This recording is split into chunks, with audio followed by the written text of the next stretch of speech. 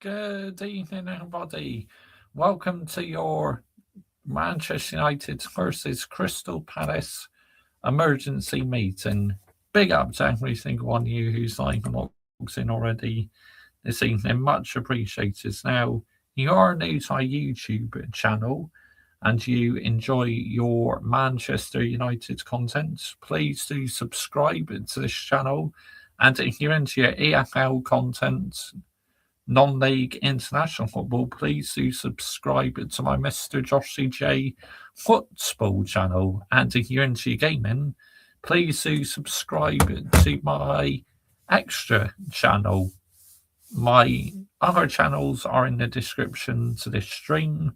I said they're also in the live chat as well, so I can see Dynamite Sorting has put them in the live chat. So big up to Dynamite Sorting and big up to Quadra, who's in the building as well. So we're here tonight to talk about, obviously, Manchester United against Crystal Palace, and I will be listening to some fan reactions as well. I'm not listening to any yet, so when I listen to them, there'll be a fresh reaction. So we will be reacting to these fan reactions together, people.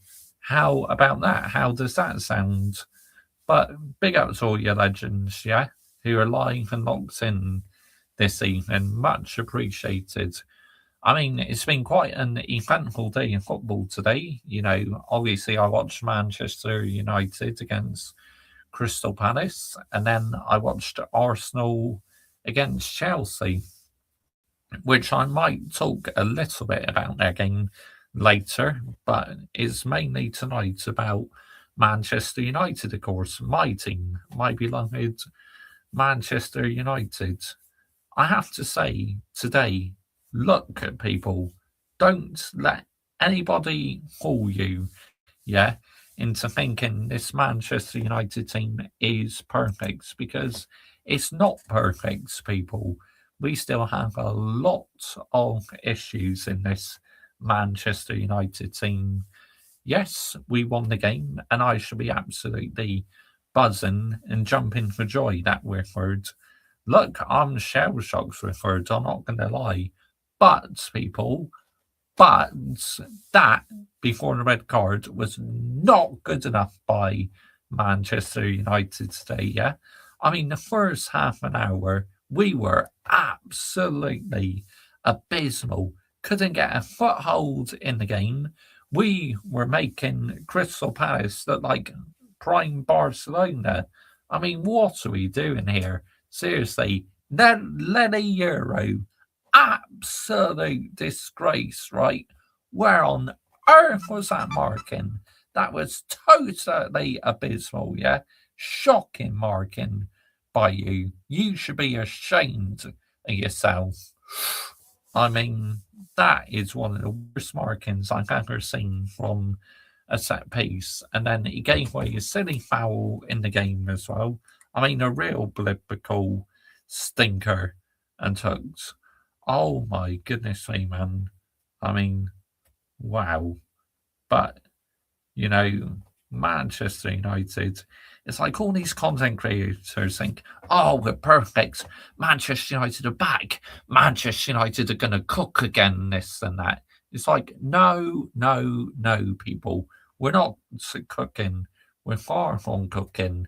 There are still big issues because we still have a lot of scrubs in this team who are not good enough. Like, you garbage, not good enough, Manuel Ugarte. The sooner we move him on, the better. Who else?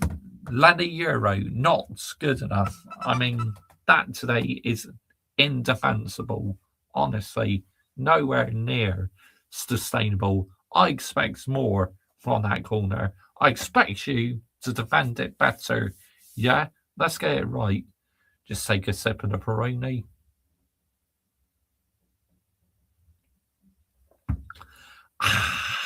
That's good stuff. That's very good stuff. But before I continue, let's quickly say big up to you guys, as I expect a few of you are in the live chat. Big up to Quadra. Yeah, and that'd be a hammer blow if he's out, Quadra. I'm not going to lie. But you know, this is what happens when your stubborn manager keeps on playing Declan Rice. Eventually, he's going to burn out, mate. And unfortunately, it looks like it's happened.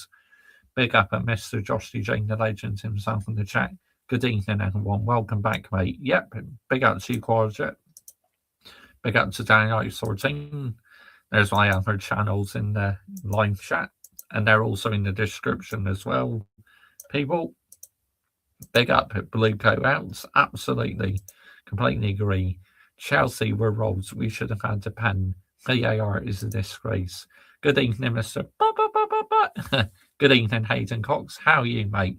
Thank you for joining me this evening, mate. Much appreciated. Good to see you in the building, mates. Irish Painter, big up to you, mate. Good evening. Michael.Chelsea FC. But you won't be happy. Big up to you, geezer. Look, I'm not happy with the performance at all. In fact, I'm absolutely embarrassed, you know, by the first half an hour I was watching. You know, that's nowhere near good enough. I mean, what are we doing here? Seriously, you're literally making this Crystal Palace team who've been absolutely dreadful, like literally prime Barcelona. I mean, what are we doing here? Seriously. I mean, that's a disgrace if you ask me. And it should not be allowed. Criminal that by Manchester United the first half an hour or so. Big up Josh, mate. Spurs getting relegated. I mean, all it needs is Forest and West Ham to win a couple. Yeah, they are. Unbelievable. Crazy work. Big up Josh, mate. You okay, Josh, mate? Yeah, I'm very well, Adam Partridge, but not very happy with Manchester United's performance today, mate, if I'm going to be brutally honest. You know, it's a bit like Lenny Euro was so bad in the first half. I mean, he almost deserves the wooden spoon, if you ask me. I mean, that marking Adam Partridge from that corner, that was absolutely abysmal, mate. I mean, I have seen some bad marking from corners, but that has got to be up there as one of the worst markings I've ever seen from a corner. I mean, let's get it right here, people, yeah? Let's absolutely get the narrative right. I mean, Sesko finally starting the game, which I was very happy about that because, you know, we've been crying out for Sesko to be starting matches, and finally he started. Look, I got to admit, he didn't really do much until the goal, but right place at the right time. You know, what a header that was, seriously.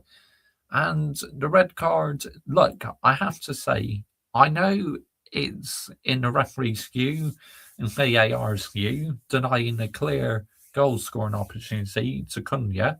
But to me, people, Cunha was going down far too easy. So to me, that should not have been a red card. To me, that should have been a yellow.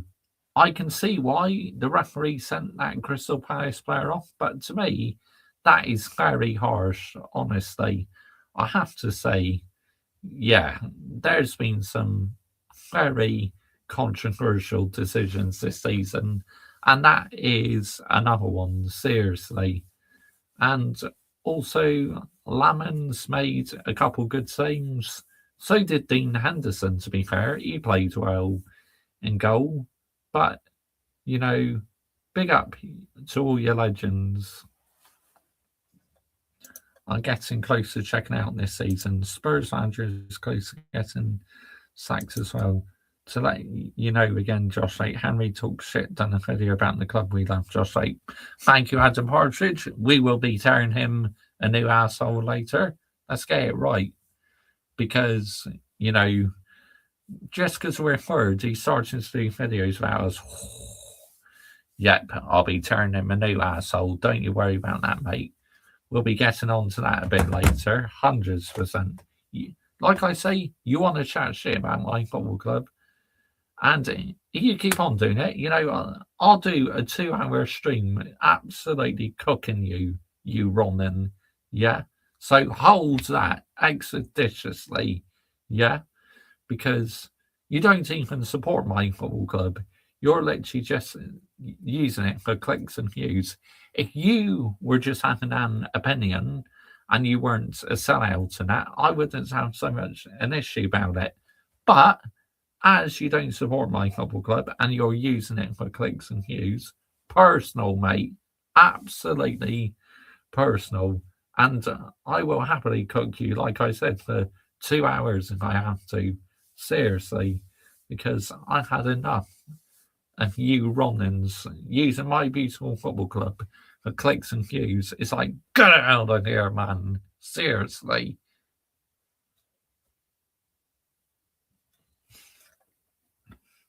Who, Lenny Euro? Oh, yeah, absolutely. Yeah, wouldn't swing for you, Lenny Euro. Disgrace.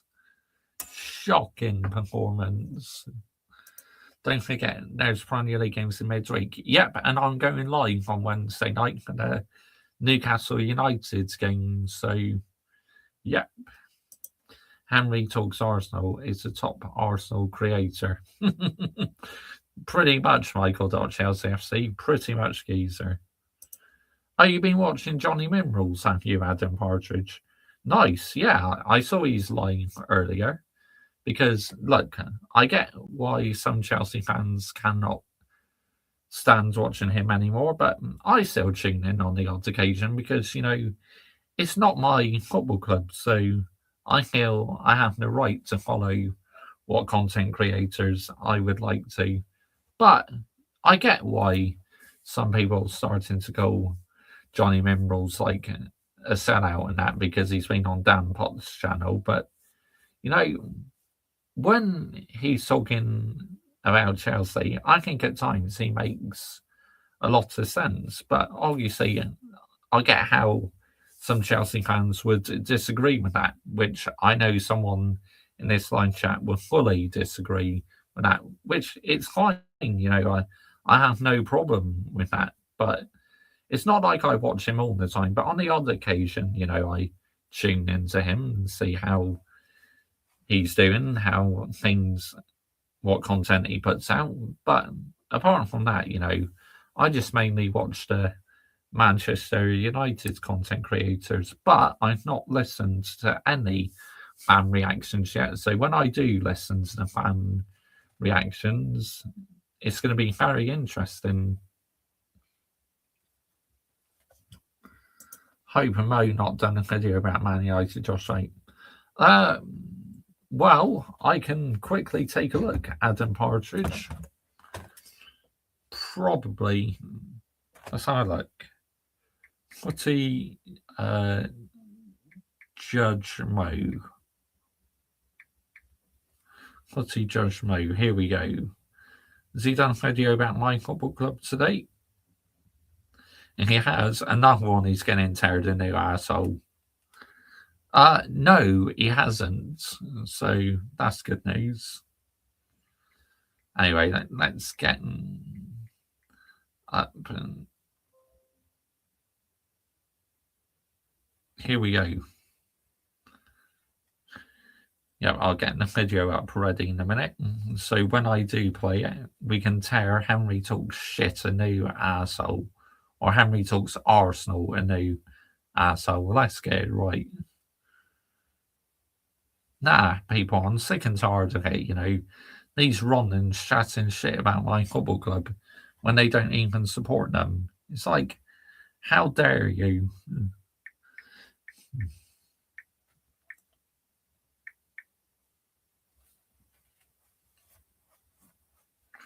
Here we go, yep. Right, let's leave it on that page, shall we?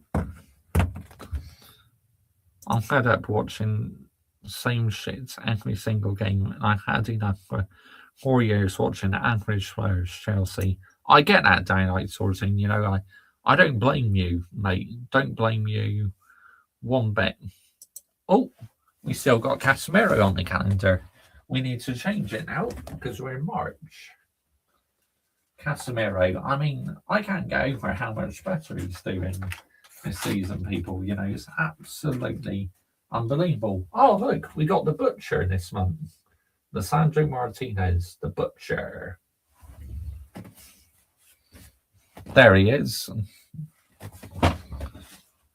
I mean, Lisandro Martinez, what a class defender.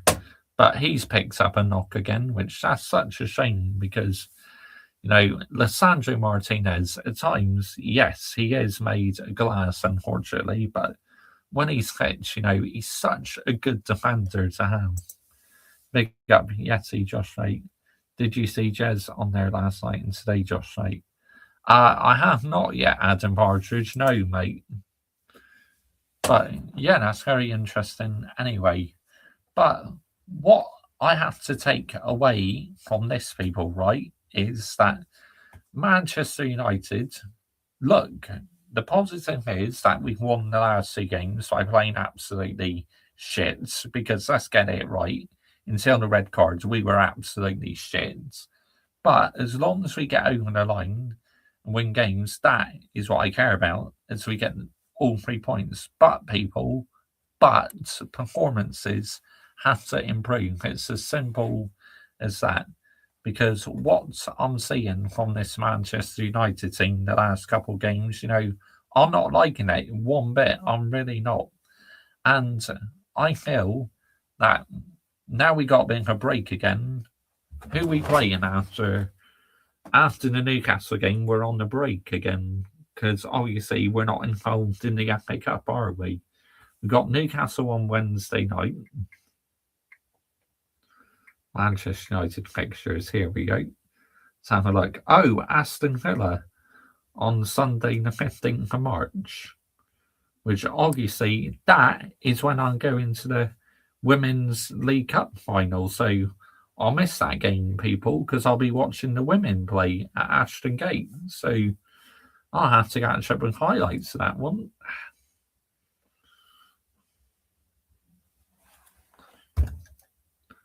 I can quickly have a look, Adam Partridge. As the game was at Old Trafford today, I reckon they would have done the press conference already. So I reckon they'll release it tomorrow night or on Tuesday evening. Let's have a look. I'm using a schedule. Here we go. Because I can have a look and see if they're releasing it tomorrow. If they are, then we will be there, people.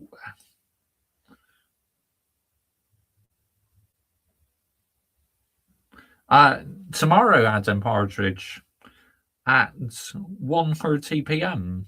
for the Newcastle United game. So, yeah, okay, people, we will be here for press conference reaction tomorrow. Absolutely fantastic. And I'll be going live on my second channel as well for the game between, I think it's Birmingham City against, who is it? Middlesbrough. Gosh, I seem to be covering a lot of Middlesbrough games recently, don't I? So, yeah, we'll be doing Birmingham against Middlesbrough tomorrow on my second channel. Then a bit later on, we'll do the press conference reaction on here. So, yep. Nice, Josh Wright. Thank you, Josh Wright. No problem, Adam Partridge.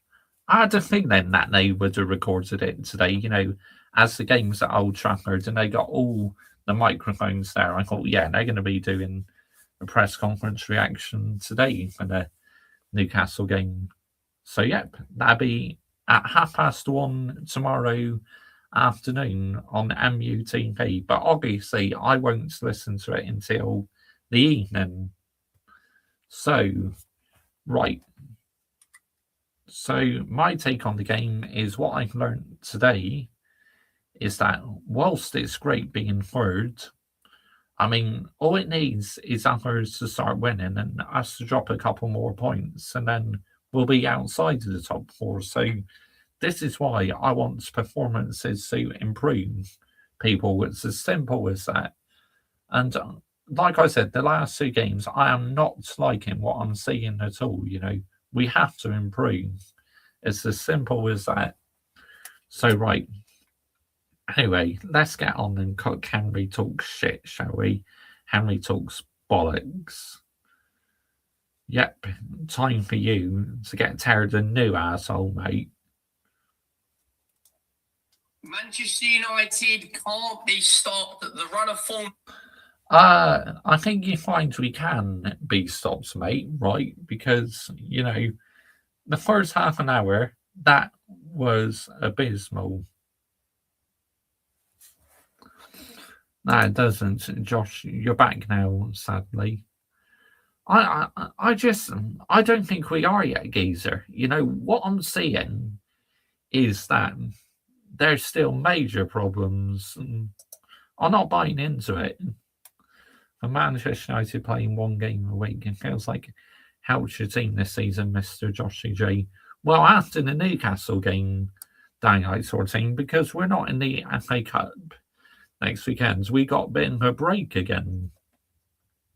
But I don't want us to keep having breaks. I'd rather be playing matches, because with everyone else playing, it feels like it's a long wait for me. They're on is absolutely insane, and Benjamin Sesko is in the form of his life right now. And Benjamin Sesko, yes, he's scoring goals, but it's too early to say he's world class. Anyway, let's continue. He can't stop scoring, but it wasn't easy for Man United. They showed great. That I agree with, because we didn't get going until like the first half an hour or so. So, yeah, I'll give you a pass on that one. Determination and character, all things that Tottenham do not have right now. When you look at where we were. At least younger teams doing well, mate, so it can't be all doom and gloom for you, can it, mate? I mean, let's get it right. Where they were last year, we finished 17th, they finished 15th. They went out and bought 3 very good signings. Sesko, Cunha, Brian Mbeumo. Also, Lamont and Dorgu, the 2 signings before. Can I tell you my top 5 predictions for UCL next season from the Premier League? Go for it. And those signings have transformed Manchester United, and they are now 3rd in the Premier League.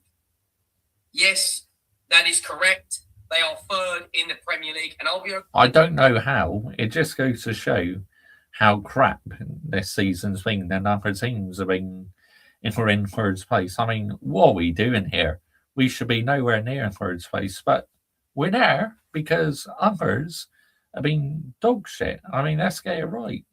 Right now, I don't see them finishing outside of the top 4. I said the other day that I do think they'll finish 3rd. Beating Fulham, beating us, drawing to West Ham, beating Everton away on Monday night was a very, very good very good win for them, 1-0.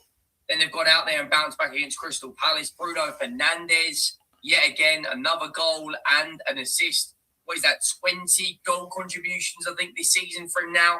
7 goals and 13 assists. They are an absolute fire. Benjamin Sesko actually. We're not on fire yet. What I've seen at the performances, no, we're not. The Prem League is not been the best this season, has it, Josh? No, it hasn't, Adam Partridge. Far from it, mate. Man City, Arsenal, Manchester United, Liverpool, Aston Villa, my top 5 next season. UCL for Premier League. So, are you talking about this season? That's your top 5 for this season. What we're qualifying for next season's Champions League? Starts bullet header, kind of like prime Peter Crouch header into the bottom corner. Okay, mate, good one. Prime Peter Crouch. I mean, what? You're going to laugh.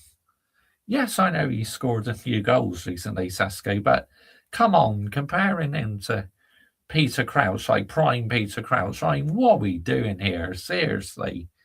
Sesko has still got a long way to reach them levels. And it's a very, very, very good performance for Manchester United, and they move inside of the top 4. Very, very, very good performance. No. The reason why we played better at the end was because of the red cards. apart from that, before then, we're bang average. Let's get it right. Game on Wednesday night away to Newcastle, and then they play Aston Villa. Now, if they beat both Newcastle and Aston Villa, they pretty much will be out of sight and out of mind for third for me. Because I'll be honest, I think Villa could quite easily slip out of this top 4, top 5. I know Chelsea have got a really, really difficult run of games, but right now, Man United look very, very, very good. Make sure you go down, drop a like. Very, very, very good. Okay, mate, good one. Yeah, I think I'll be the judge of that because I support my football club, unlike you. And I've already said that we are not perfect.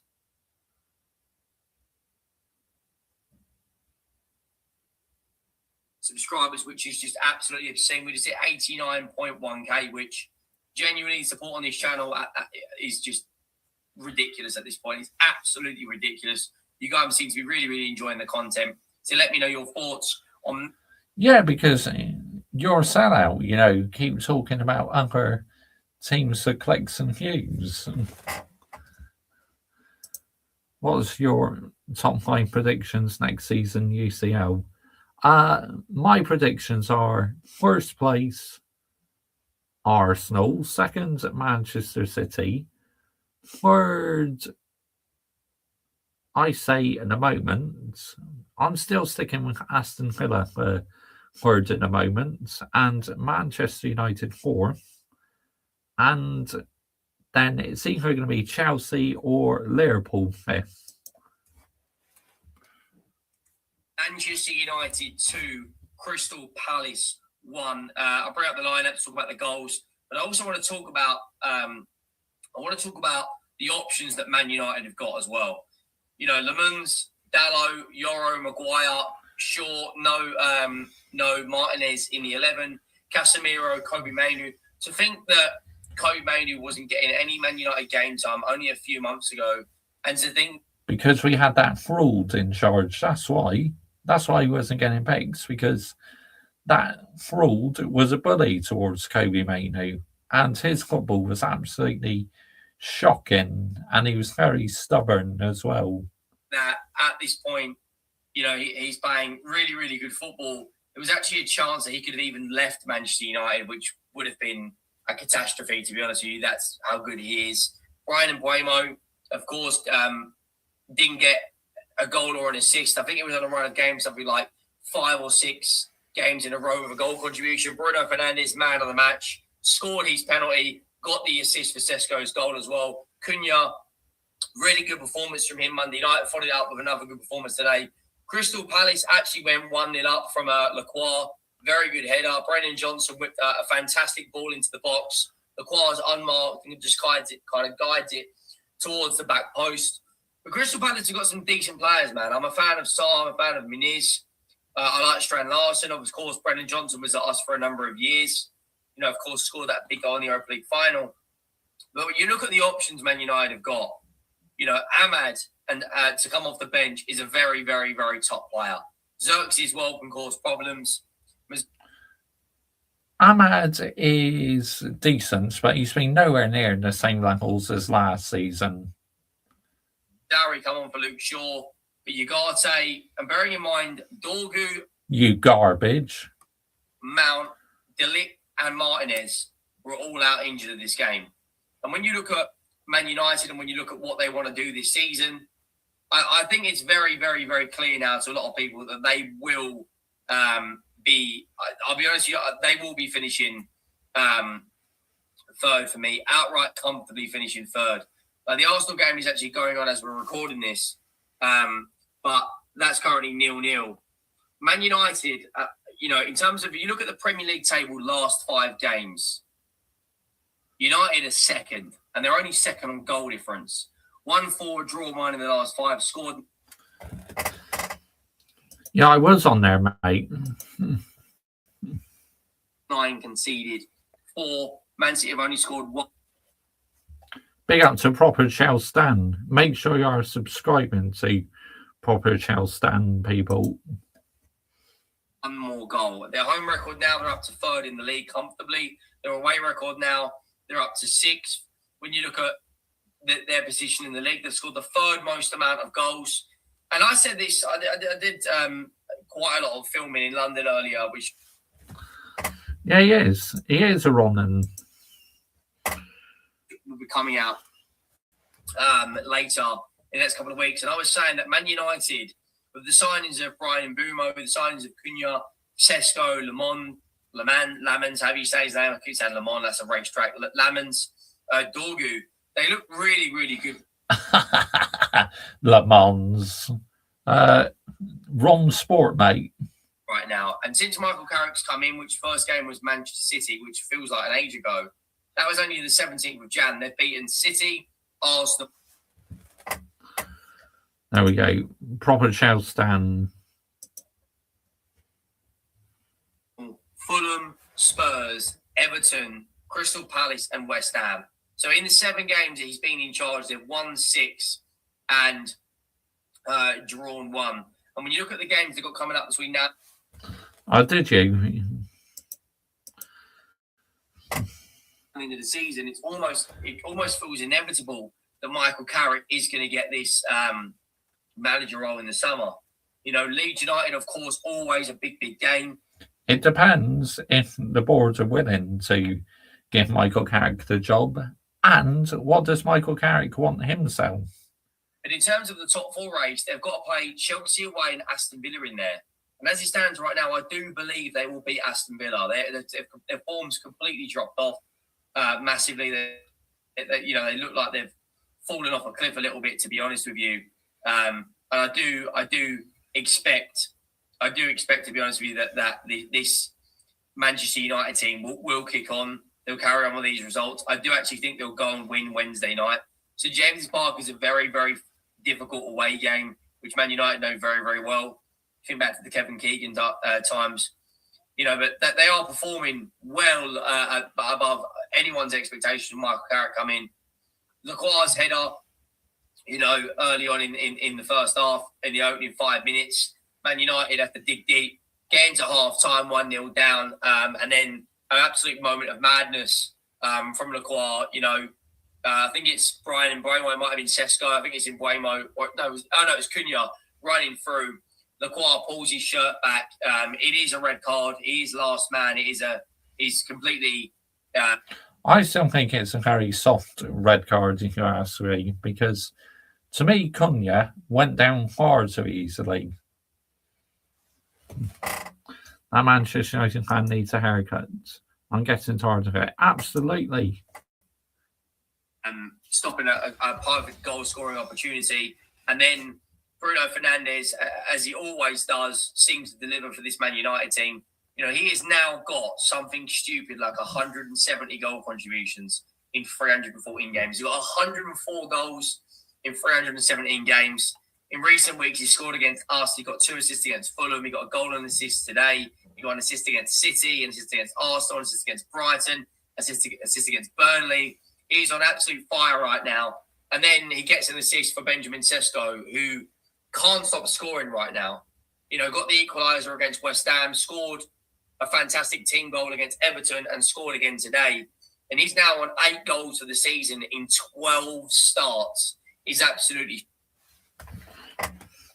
Yeah, I will do after I finish listening to him. Stupid. Scored against Everton, West Ham, Fulham, Brighton, and again scored today. And he's knocking on the door to start a lot of games. It's a really, really good header. It's a fantastic cross. Yes, I am, Ewan. Big up to you, mate. I'll be doing one on Thursday evening with Michael and Michael.Chelsea FC. So do tune in for that, mate. Excuse me, into the box from Bruno Fernandes. And now Man United are really kicking on. They can't be stopped. They look like. I do have my concerns a bit about these new regs, but we'll see how it goes. They look like they're gonna finish 3rd in the Premier League. They're on red hot form. They've extended their unbeaten run under Michael Carrick to 7 games now. And as I said, between now and the end of the season, they've got to play Liverpool at the end, with May time, which is going to be very, very interesting. especially for the top 4 race. But it's in their hands now. Yeah, but I'll be live for that on Wednesday night. Adam Partridge be doing the live watch-alongs and that. They have to play Liverpool, which is of course is at Old Trafford. They have to play. They have to play Aston Villa, which again is at Old Trafford. They have to play Chelsea away.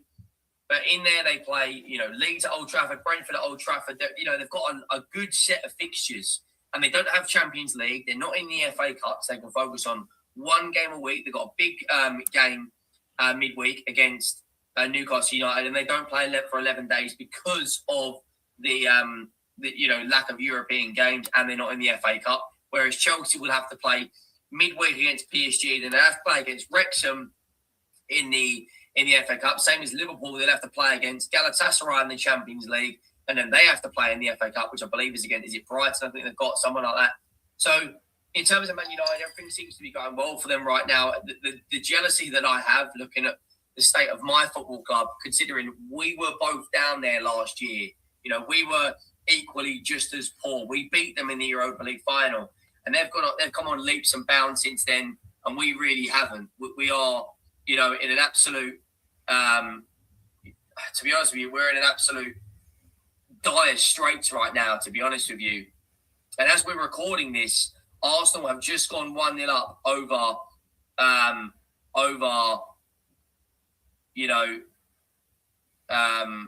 Chelsea as we're recording this.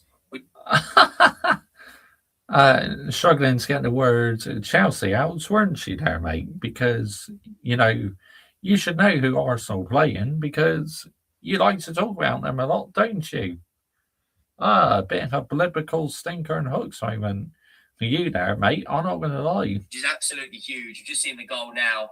Saliba, Gabriel Magalhaes, which puts them 6 points clear over Chelsea, 3 points clear over Liverpool, and they're above Aston Villa on goal difference. Make sure you drop a like. Make sure you hit that subscribe. Nah, rather not, thank you. But yeah, anyway, wouldn't sing for you, Henry talks bollocks, yeah? Making out that my team is scary. We are not scary, yeah? Nobody is afraid of Manchester United, people. Let's get it right here, people, yeah? Let's absolutely get the narrative right. Yep, you will be downright sorting. 100%. Because you don't want Arsenal to win, and I get that. Because you're a Chelsea fan, and they're literally your rivals. I mean, let's get it right. But yeah, Henry talks bollocks. I mean, just... I don't get how these people make out that my team is scary, because they're not. Nobody's afraid of us, people. But Manchester United are scary. Manchester United are cooking. Okay, good one, yeah. Because what I think, we're not cooking, people. We're not back in business. We're far from being back in business. I mean, what are we doing here? Real talk, what are we actually doing?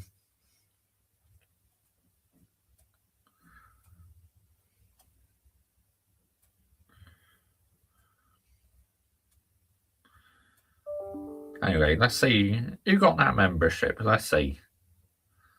Oh, Joseph. Well, big up to you, mate. Congratulations. You got a Mr. Joshy J membership.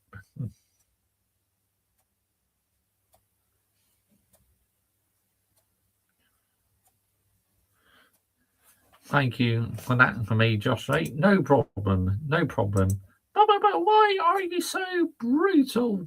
Because, Hayden Cox, what I'm seeing from my beloved football club, that we're not back in business yet.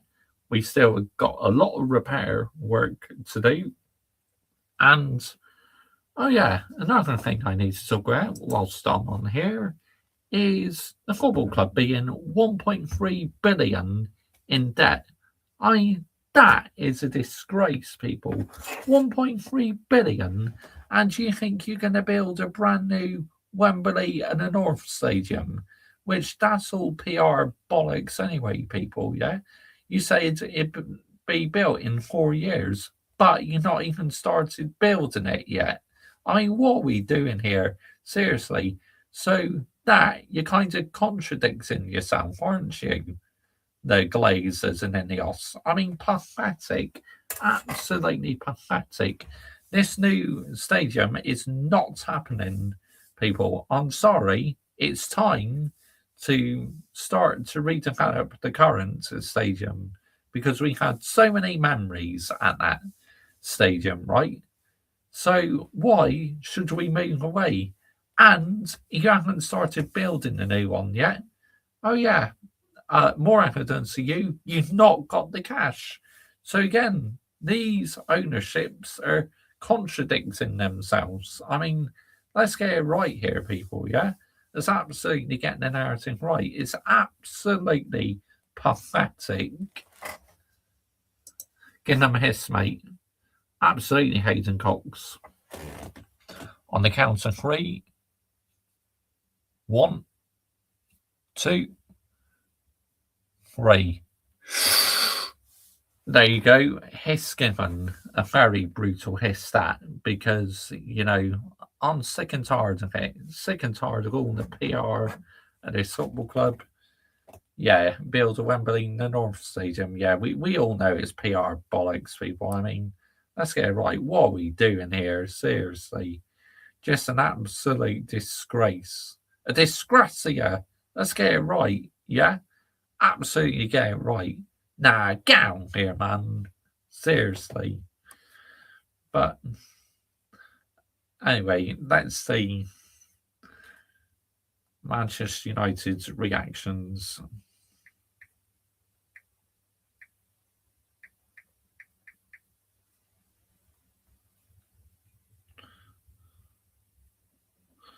Manchester United rivals, haters, gutted. Here we go. I love listening to what the rivals have to say.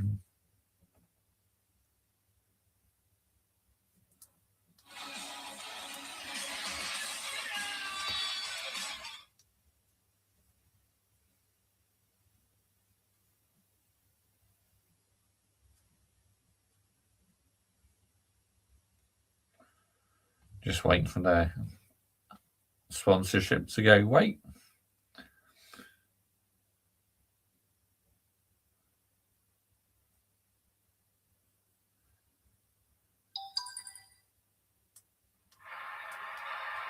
Oh my God, Crystal Palace are 1-0 up, and it's like Roy. Crystal Palace have done it. Nah, let's skip to the bit where we get the penalty and the goals goes in. Bruno penalty. He gave that as a red card. Oh my God, he gave that as a red card as well. Oh my God, he gave that as a red card as well. Oh my God.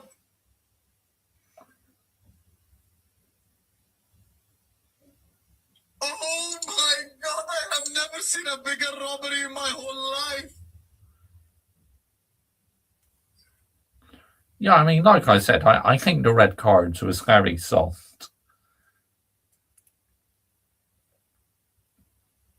Oh my God. What? Penalty and red? Absolutely sickening. I thought he was checking it for the free kick. That's not a red. That's not a red and a pen. What happened to the double jeopardy rule? Yo, big up Adam Dar. Make sure you are subscribing to Adam Dar, people. That's so ridiculous. That is never a million years a penalty. It's not a penalty and it's not a red card. Ridiculous. Absolute thousands. Yeah, I think the red cards was so soft, Adam Dar. Honestly, it's like before that, I thought we were pretty bang average, to be honest. Yep, there you go, people. Make sure you go and subscribe to Adam Dar. Never a pen. Never, ever, ever a pen. It's so, honestly, it's so haunted, so lucky from United again. Absolutely. No, it wasn't sustainable, Adam Dar. It really wasn't, mate. Nowhere near as sustainable. Look, red card, Bruno Fernandes penalty here. Keep him out, Palace. Come on, keep him out. Big up Brian CFC Bash. Big up to you, mate. Good evening. Thank you for joining me this evening, mate. Much appreciated. Out. United needing the referee to help him yet again. What a surprise. Of course, the Man United are getting the calls. Exactly, yeah. Oh, look who it is. Priska Barca. Been there this while since I saw you. Anyway, big up to you. United, the refs help you guys like they are hard cheats. The payments went through. I mean, look, I know you just joined the stream, but even I just said that red card is very harsh because Cunha went down too easily. Last 5 penalties, Bruno for that. Come on, keep him out, Dean. Keep him out, Hendo. Keep him out, lad. Bruno Fernandes steps up. Right. Yeah, and that has been a good weekend. Right-footed. Dean Henderson, come on, keep him out, lad. Keep him out. 1-1.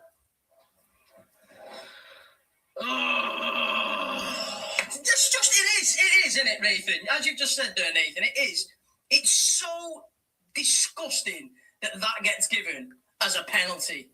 I'm not even that asked about the red card. I don't think it is a red card, but I don't think that you can give that as a penalty. It's never a pen, but it's 1-1. Manchester United 1, Crystal Palace 1. Same exact one as Moen Gay at Anfield. And here he goes, Sesko scores. Now, of course he's going to score. They're playing against 10 men. He has, absolutely. So hold that expeditiously. Hold that. Actually, check the history. I was timed out recently. It's that weird of Finn's nasty, no joke. Fonzie, can you please not time out? The red card, I don't think it was, but I can understand it being given.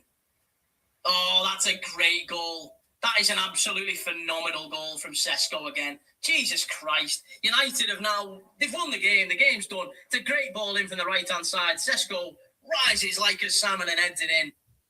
Hell.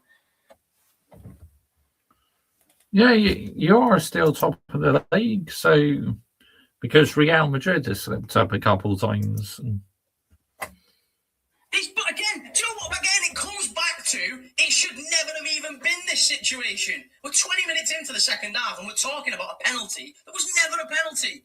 Never in a million years is that a penalty. The foul stops miles before the box. It's not a pen, and now United are in front. Crazy, crazy decision from the referee that has just completely altered the top 5 race. But it's a great header from Sesko. You can't really deny that. It's a good. A lot of people hate United and Real Madrid, the amenities of football as we knew it. Yeah, I get that 100%. You know, because Real Madrid and Barcelona are huge rivals at the end of the day. Ball in from the right-hand side. That was the haters' reaction. So let's listen to what should we go with now?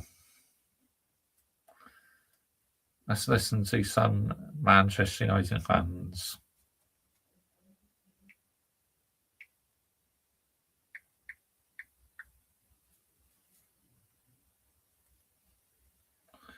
Here we go. I know.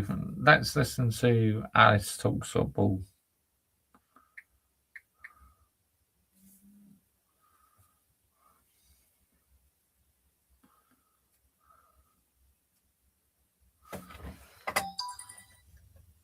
Okay, cool. I'll have a look at that a bit later. Benjamin Sesko, ever since Ruben Amorim was sacked, has turned into a monster. I mean, that finish from him, that header was A monster. Okay, steady on there, Alice.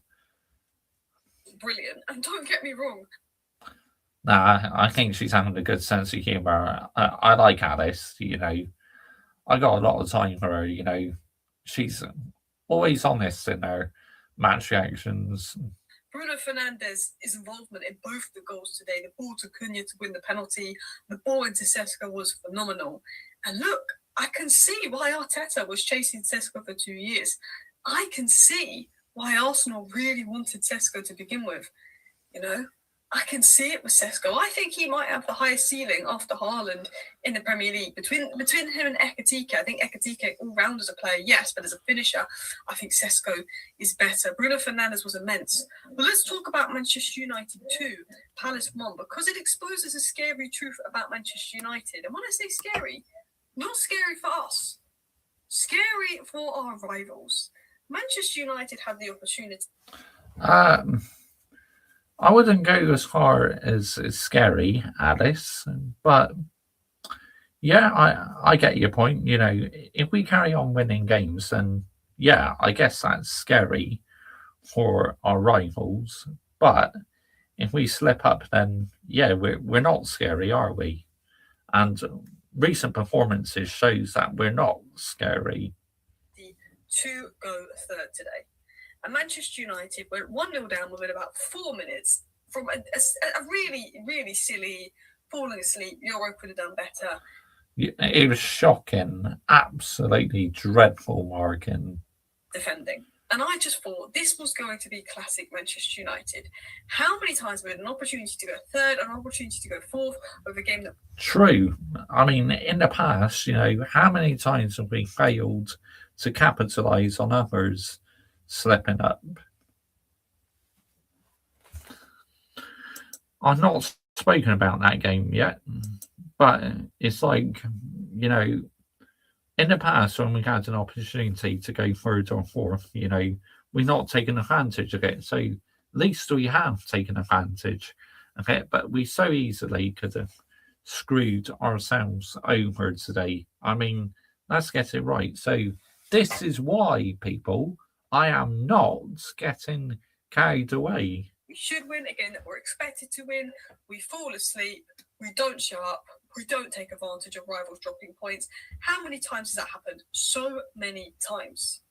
But today, Manchester United not only took advantage of rivals dropping points, but they turned it around. They went 1-0 down and they turned it around. And even though I think we had the chances to make it 3-4-1 in the second half, and it made me a bit nervy in those final minutes, especially with two inexperienced centre-backs on the pitch, I always felt that we were going to win. Even though I was nervy a little bit at the end, I was just annoyed that we hadn't made it 3-4-1 with the chances we had. So why does this expose, for me, a scary truth about Man United? We're in third. All the teams around us have 2 games a week. We have 1 game a week. I'm going to play 1 game a week next season. I don't want to play Thursday night football next season like Conference League and Europa League. Yeah, because you have more energy, don't you? But, you know, surely you want to be in Europe downright sorting. And what I think is scary about this is Michael Carrick's halftime team talk. Michael Carrick made really good tactical fixes at halftime to talk about, but it was that team talk. We went from 1-0 down to a team that always beats us at Old Trafford in a game where whenever we have to win to go third or go fourth, we never won. We would get complacent. And we came out in that second half phenomenal, fiery. Even before the red card, we were on top of them in that second half. In fact, the last 10 minutes of the first half, I thought we were right, but that second half. And do you know what? I want to talk about Mazraoui. I want to talk about Sesko. I want to talk about... For a little while yet, Adam Dahl. But I want to talk about Mazraoui. Yeah, you don't want to be in that again, do you? Mazraoui came on in that first half. and he looked a little bit lost. And he's obviously just been thrown on. He doesn't really know what he's doing. He looked a bit lost. Him and Cunha were getting in the same areas. I think Cunha actually blocked one of his shots. And Mazraoui and Cunha were a little bit lost. Now, you've got two right footers on the left. You've got no one that really wants to hold the width, to hold the touchline. You've got two players that kind of operate in the same zones. And the lack of balance on the left-hand side was obvious. Losing Dorgu, losing Shaw at the same time as a bloke. We don't have a natural left footer. We don't have someone that likes to hold width on the left. And, that could be a balance problem, and that could be an issue in games down the line. And we clearly need a left back and clearly need a left winger. But in the second half, I think Michael Carrick sort of spoke to Mazraoui and said, this is what I want you to do. Simplified it for him. Told Cunha, you do need to go wider at times. And he made the tactical changes where instead of Mazraoui and Cunha kind of being in more central areas crowded together, we were using the width, we were using the space. And when you've got 10 men, especially, you need to take advantage of that space, especially the fact that Crystal Palace would be tired from playing them midweek. And we did that. And Carrick obviously changed Mazraoui's role, simplified it. And the game that Mazraoui had in the second half was excellent. The amount of control Mazraoui added in that second half was excellent. I thought Maino and Casemiro were phenomenal from the 30th minute onwards. I think, Casemiro's only downside is he should have scored too. I thought Maino was adding much needed control, and Garte can't get a sniff, and it's not one of those where we're thinking, oh, why isn't the Garte playing? No, we're not even talking about why isn't the Garte playing, because we're winning, because we're playing well in midfield. Because he's garbage. That's why, Alice. Let's get it right. Manuel Ugarte is not good enough. Something we haven't seen in a long time. But it was, for me, the fact that Carrick had gone on at half time, completely changed the mood, completely changed. I think he would have tears him a new asshole at half time, the way we're playing in the first half. Approach in the second half, obviously helped by the fact that Crystal Palace are tired and the fact that they go down to 10 men, but we were on top of them even when it's 11v11. Carrick's turned that around. The players have changed their mentality, and tactically, I think he saw that Mazraoui Cunha quite wasn't working and was just telling them, use the widths.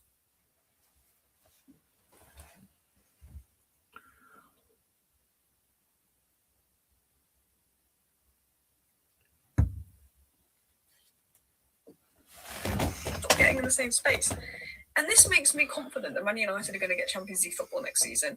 And Champions League football... Playing one game a week, yes, we probably will, but I still think performances need to improve. Will be what rivals are scared. Yeah, go for it, Daylight sorting.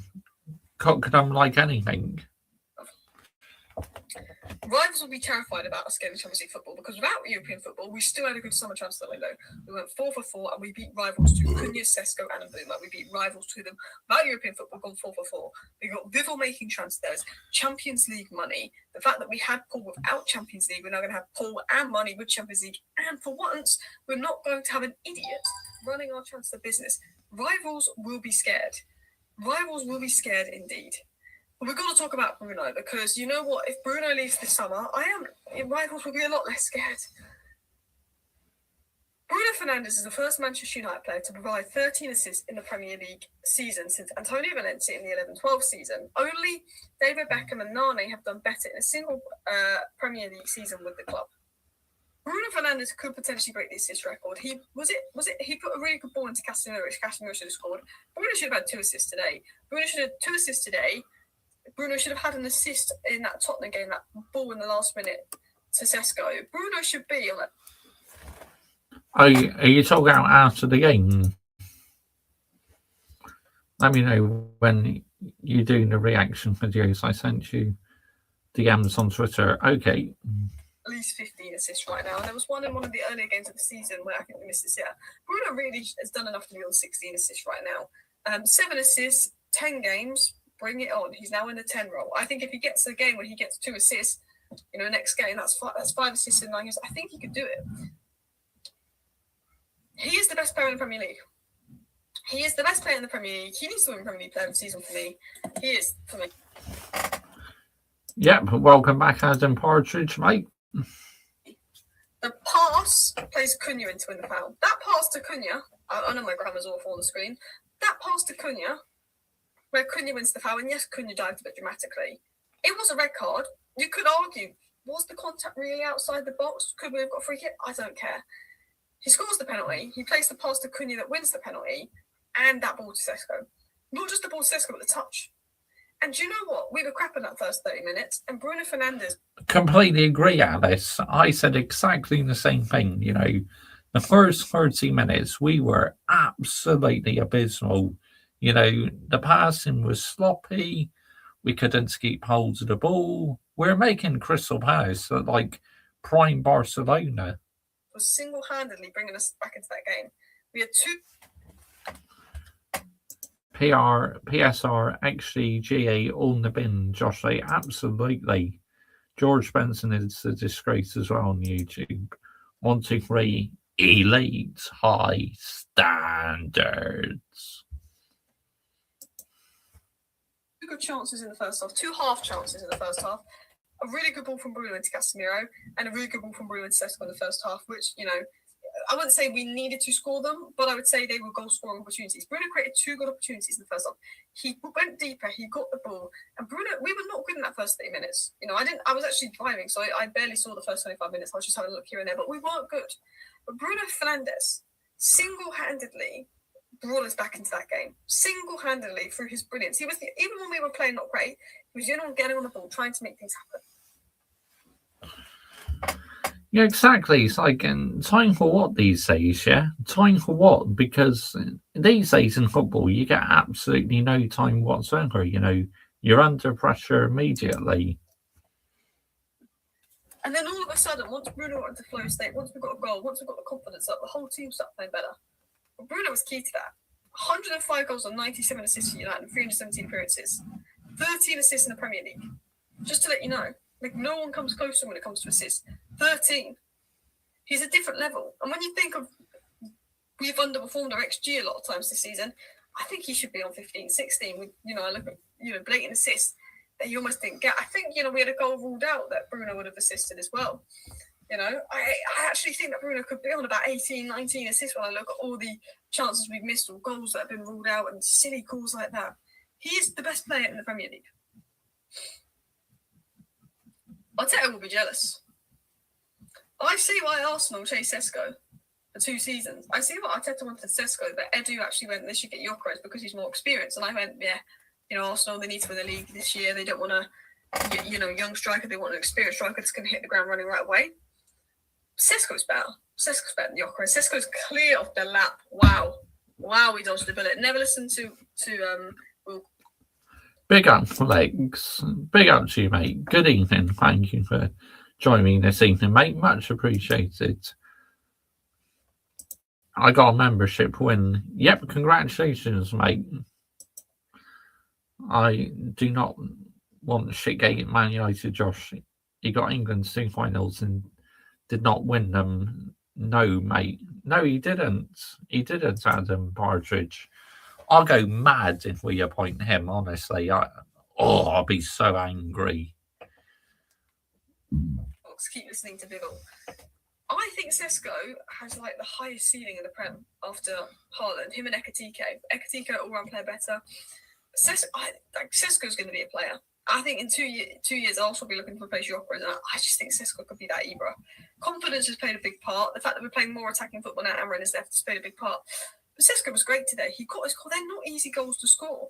He's so good in the air. He's so good with his head. They're not easy goals to score, and he's scoring. He's scoring those goals, and he had a good game. You know, his job is to score goals. He wins his duels well. He held the ball pretty well. You know, he made a few box runs, and he caused the goalie issues. Like, Benjamin Sesko is looking like a striker. You know, you wouldn't get that from Højlund. Højlund would be on 2 Prem goals this season if he was still in the Premier League for Man United. You know, Sesko is looking so much better. I want to talk about the other attackers. It's so bad discipline by your team this season, Day Night Sorting. You know, you cannot keep getting red cards, mate. He's a game-winning player. I thought Cunha was having a bit of a mixed game. It was a bit frustrating at times. Sometimes he tries to do everything. Cunha could be frustrating, but the thing about Cunha is things will go wrong, but he takes those risks.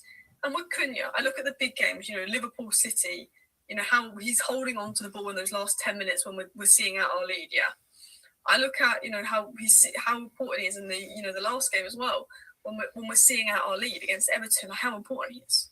I look at the goal versus Arsenal, boom. I look at the goal he scored versus Fulham, boom. I think he scored a good goal versus Leeds, boom. Cunha scores good goals, he scores bangers.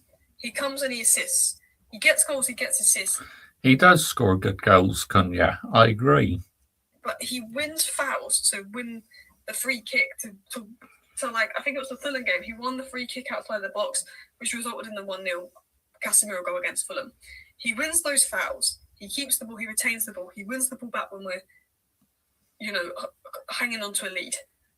He has those worldy outside the box goals in him. Cunha's one of those guys where he can have a bit of a mixed game, but he might have that one action. Oh, Adam, honestly, I'll lose my shit, mate. And that one action was also us winning the game. Cunha winning the penalty and getting Lacroix sent off won us the game. That's what Cunha does. He just needs that one action, and he can win a game today. I want to give credit to Maguire. I thought Maguire was very good. He thought he was very steady. I think his downside, the 30 minutes was crap. I think it was. There's no two ways about it, Alice. I think we need it was dog shit. A fullback that's very comfortable going forward. Sesko has 7 goals in his last 8 games. Sesko has seven goals in just 350. You can keep them, mate. But in all seriousness, you got to get rid of them, mate. 3 minutes, which is a goal every 50 minutes. Maguire was good. We need better fullbacks when it comes to attacking. I think Luke Shaw needs to be moved on. I thought Casemiro was good. I thought Maino. Yeah, Luke Shaw's been here for a long time. To me, he's outstayed his welcome, really. Good. I thought Bruno was excellent. Boomer going to the game. Ahmad. Yeah, let's end on Ahmad. Ahmad's cameo was great. Ahmad been getting a bit of slander lately. I think some was a bit unfair, but I really thought Ahmad's cameo was really bright off the bench. I thought that Ahmad was really, really electric, put in a really good ball that I think Xerxes thought he scored. It was a great cross from Palace. He forced Henderson into a good save. I thought Ahmad was electric. Anyway, thank you for watching today's video. See you next time. Ahmad did look very quick when he came on. Bye. But there's no hiding away about it. He's not been as good as last season. Right. I'm just going to say big up to Liverpool Prophet because he's currently lying at the moment with Vigilante, Roster Stocks, and African King Academy. So I'm just going to say big up to the legends. There we go. Tune into them, say big up to them.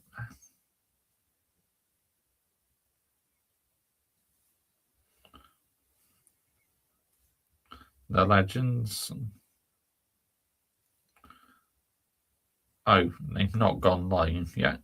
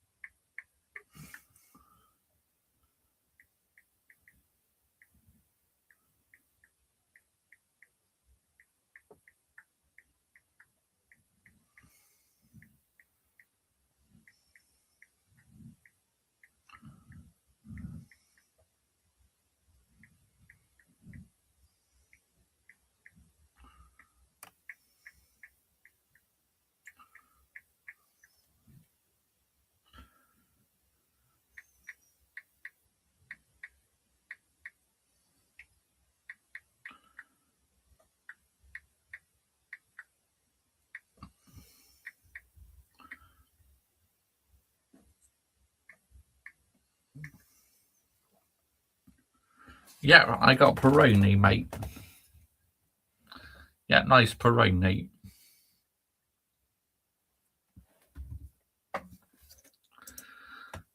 When poor mentality at top, you've got poor mentality on the pitch, and when the pointed average manager mentality is not good, I agree. Yeah, that's facts, saying like sorting.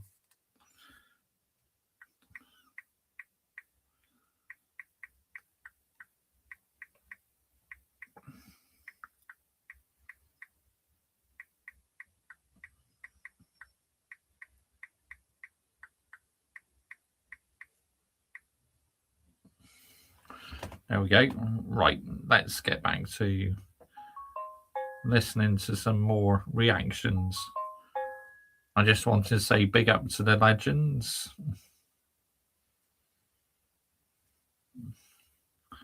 So, right, let's go.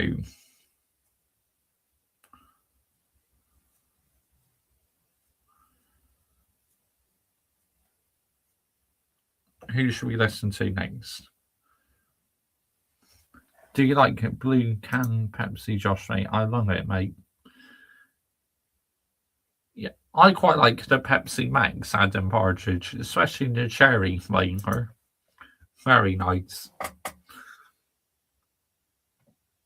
Right. Side, let's listen to what he's got to say.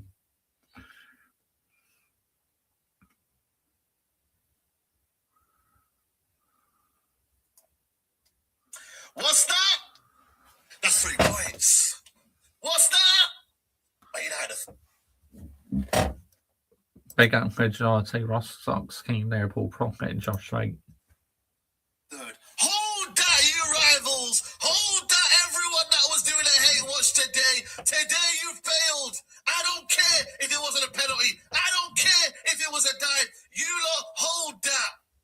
Manchester United win again. Hold that. Yeah? Carrick. Okay, Saeed, relax, mate. I know you're happy, but don't get too carried away, mate. Seriously, because let's not forget the first half an hour, mate. Again with another win. That's 6 wins in 7 now for Michael Carrick. What is going on? Was it tough? Was it ugly today? Yes. But you know what? It's 3 points, and that is what matters at my football club. I didn't go to the game today, but nonetheless, normality resumed. Normality resumed. Manchester United had to dug deep. Manchester United had to persevere. They went 1-0 down, but you know what? Character, relax. Because we're going to win. Keep calm, because Man United are going to win. I'm telling you guys, even at 1-0 down, people want me to be negative. A lot of people want me to go mad, and I hear it. I've been very, very pessimistic as a Man United fan for far too long. But you know what? When you're on a run, when you have the Champions League set in sight, when you have third locked in, which I did predict, by the way, I said to you, third place is on. And people were like, oh, but standards of Man United have fallen. Get out of here with your standards BS, bro. End of the day, you know. It's fact, Saeed. You know, the standards are drops, mate. 100%. You know, you can't deny it. When Man United finished last season, you know we sacked the manager. You know we've got an interim We are far from repairs, mate. in charge. You know the situation, Man United. So it can't be 1 minute Man United are a banner club, but 1 minute Man United are banner for saying that third is good and for not wanting to finish third. Get out of here, man. You lot flip-flop. You lot just want to be like, you want to do the whole contrarian thing, man. We're not here for that. Was it a great performance? I hear it. It wasn't. But No, it wasn't. Far from it, Saeed. I mean, let's get it right. at the same time, bro, Manchester United would have lost this game on the previous manager. Am I lying or not? Am I lying? Probably we would have done. Yes, we would have probably lost under, say, Ruben Amorim and that. But, you know, no doubts about it. What we got to remember, people, was Crystal Palace were down to 10 men, so it kind of gave us a bit a helping hand. But I'll stick by it. That red card was very, very harsh. Or not. Manchester United would have lost this game under a different manager. But you know what? Carrick has got the self-belief in the team. He changed the team today. He brought on Sesko. It was different. It was always going to be different for Man United football. Bought on Sesko, more like he started Sesko. But you know what? We need challenges. We need to find ways of winning. We need to understand how we're going to win. We had 10 men against Everton. Do you not remember? Are you not stupid? Do you remember we had 10 men against Everton? And what did we do? Sorry, they had 10 men against Everton. But what did we do? We didn't win the game. We were embarrassed at home. We played 5 in the back nonsense. Now, is it not refreshing to see a manager that says, you know what? When we get to 10 men, we go and continue attack. We should have probably won the game 4-1 today. I mean, once they went down to 10 men, you know, we really should have put them to the swords because Crystal Palace, even though they're losing the game, they were pushing on to get an equaliser. And they very easily could have got an equaliser, people.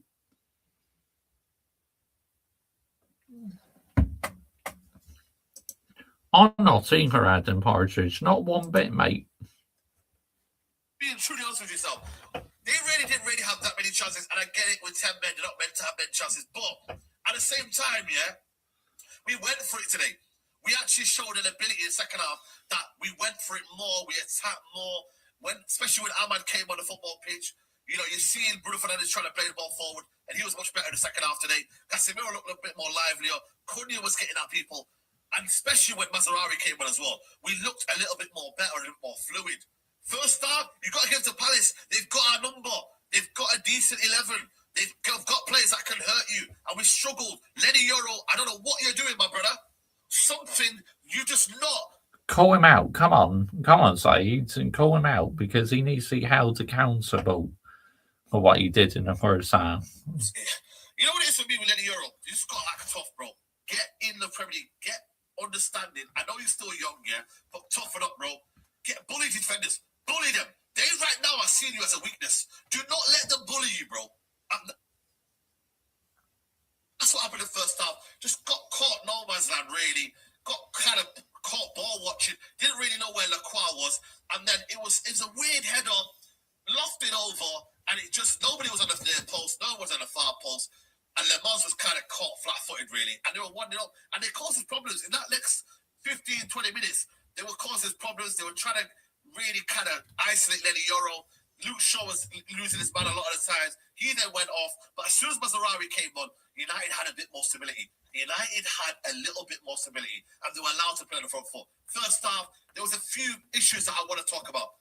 Bruno, Cunha, and Mbeumo need to really stop being in the same position. I'm sorry, guys. They need to start using the football pitch. Old Trafford is a big pitch. Use the damn pitch. Use the damn football pitch. Separate yourselves. Bruno wants to play where Cunha is. Cunha wants to play where Bruno is. And Bill wants to play where Bruno is. There's too much going on. And maybe we see Man United under Ahmad in the second half.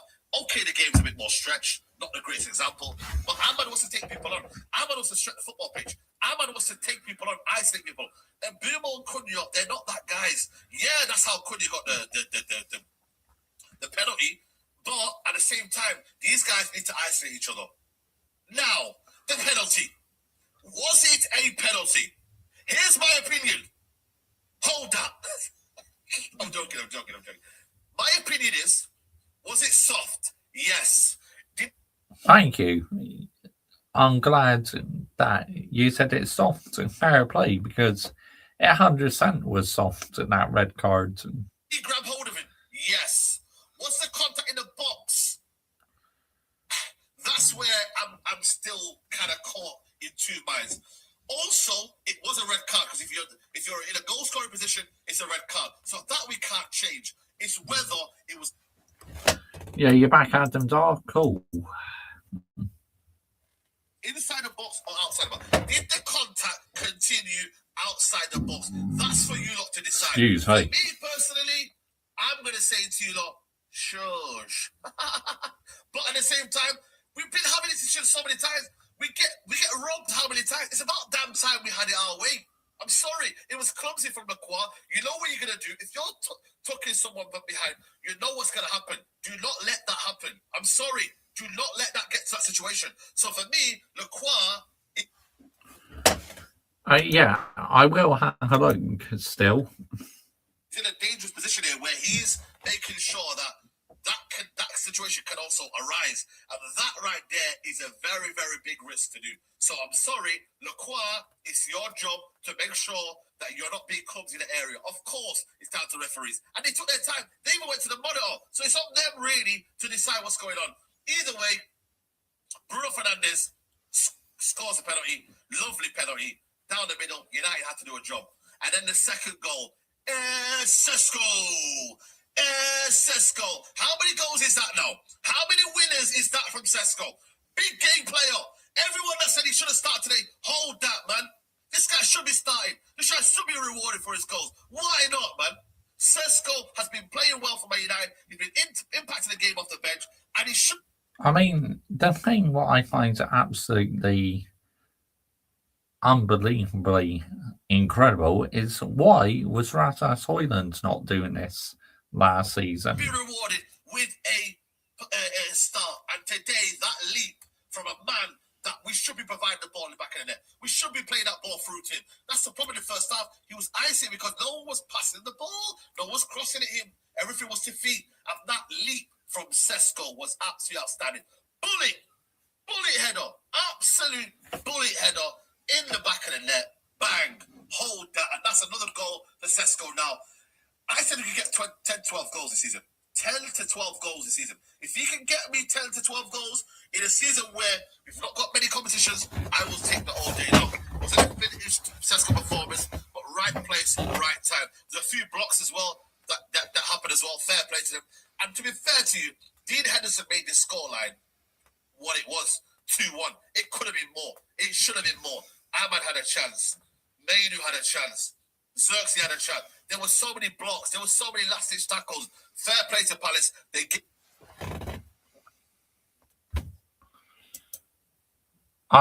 Okay. Yeah, I'll check it out. Even their role, but Man United had a job to do today. Manchester United had a job to do today. Bruno Fernandes, I thought, played better in the second half. For me, goal and assist, I can't complain.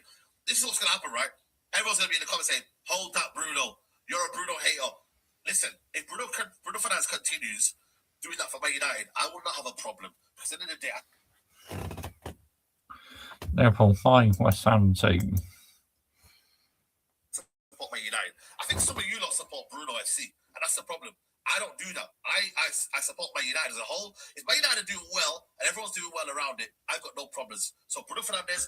Yeah, I agree. If you're just a Bruno Fernandes fan, and you're going to support another team as soon as Bruno Fernandes leaves, I mean, get out of here, man. Seriously, if you do that shit. Big up to you, Quadja. I think it's 100 goals, 100 assists. Big up to him. Credit where it's due. Today, my man of the match, if I'm being honest with you, maybe Mazraoui. But you've got to give it Bruno Fernandes. When you put in that performance, when you put in the second half performance, get a goal and assist, I'm sorry. There's not much else I would give it to. I think Mazraoui deserves a big mention for his second half performance was outstanding. And I think overall it came on. Maguire was solid as well. I think for me, Casemiro's second half performance was good as well. So, there are a lot of things I would say for me that need to improve. Do we need to improve? Yes. Do things need to get better? Yes. Do we still know who's going to play up front? Sesko and Amad Diallo? There is question marks. I don't know still who should be starting, but at the same time, experimentation, understanding, squad depth, options.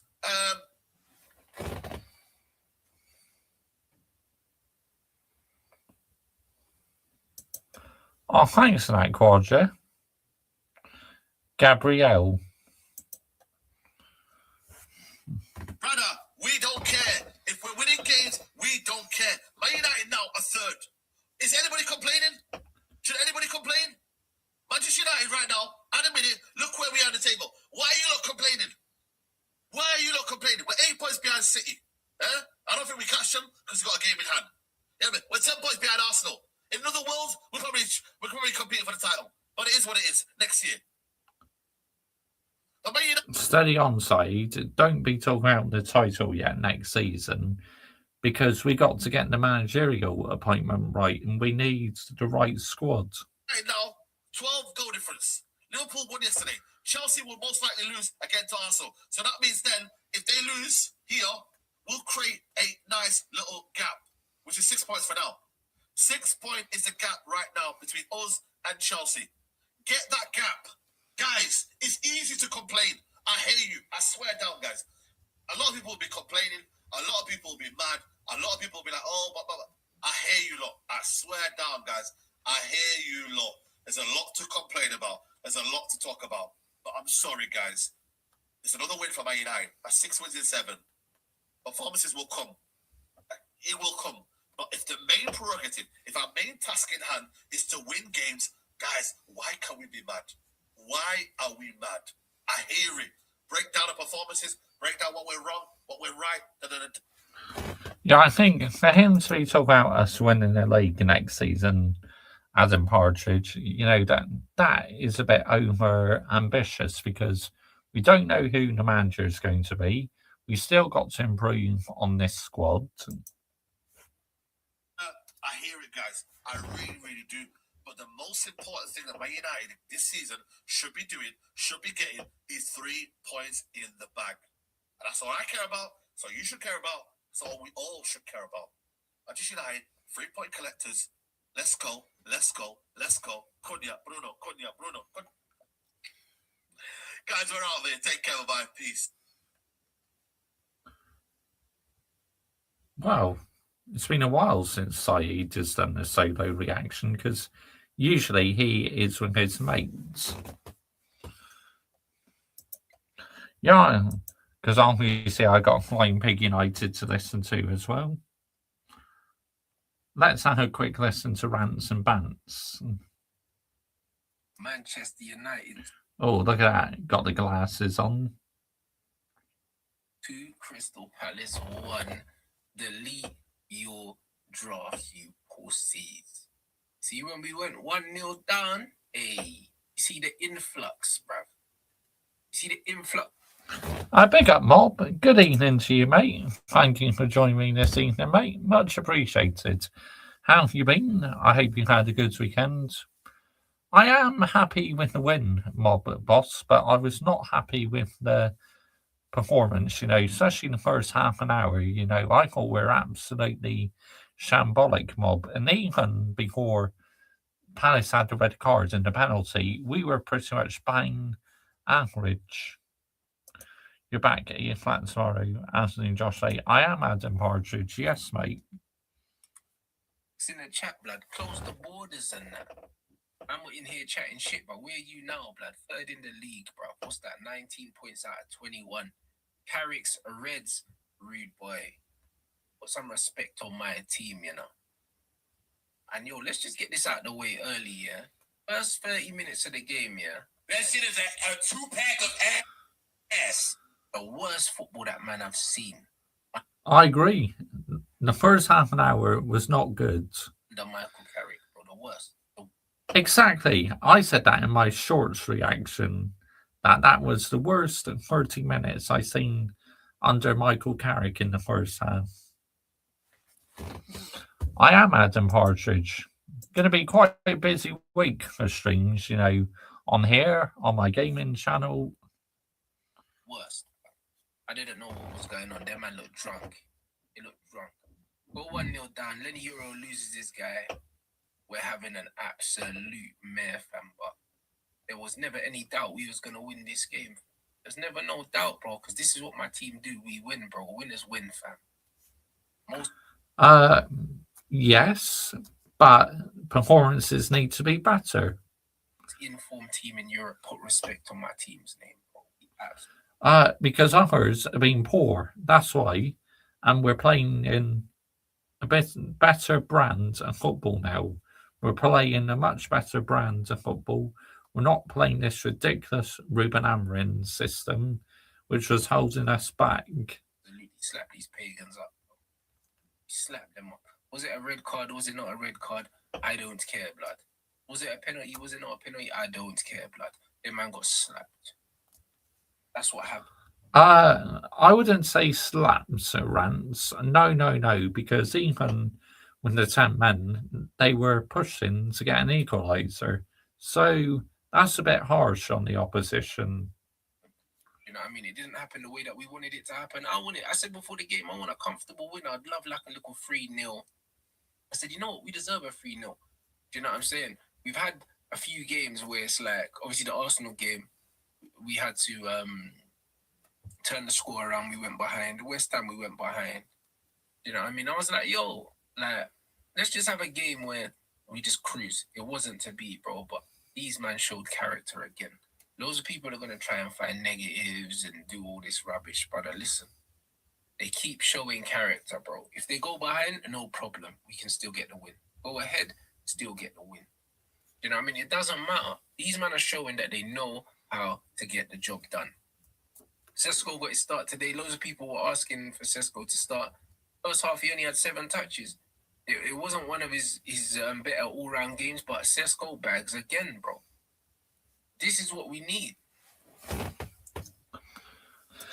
That's right, Adam Partridge, because the FA Cup next weekend, and that's the day I'm going to the Women's Cup final, so I won't be able to watch the game that day. I'm going to have to catch up with highlights on it. This is what we need. We need our strikers scoring goals. We need our attackers scoring goals. Great ball in from Bruno, great header. This is exactly what we need.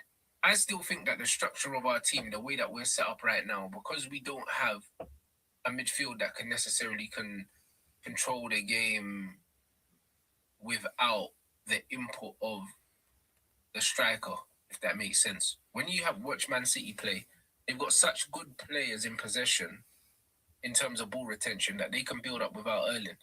I don't think that we're at a position right now that we can build up completely without the help of a striker. This is why when Sesko's playing offensively, we're more open, and also when we're building up, he's not really an outlet. You know, he might be an outlet in behind, but he's not like a focal point. We can't play the ball into him, innit? And it changes things a little bit. So I can still see why Carrick does go with the fluid front line. And I can probably see why for the Newcastle game, he probably goes back to that. Because Newcastle away, I don't think that that's a game to start being. Yes, that's right, because England's play internationals this month, you know, Thomas Tuchel's side. Gian, I think it's a Benji off the bench thing. And the thing is, if Benji came off the bench today, after an hour, he still scores that header. Do you know what I mean? The first hour of the game, he was pretty much ineffective. So, do you know what I mean? I don't think it's necessarily his fault that the team isn't set up for a way to maximize his abilities, but it's something to keep in mind, isn't it? It's something to keep in mind because he can be useful for us from the bench. Like, there's absolutely no problems. I'm not saying that he needs to start on the bench all the time, but I think until we address the midfield in the summer and bring in some more players. Yeah, we got to address the midfield. You know, the midfield is still not good.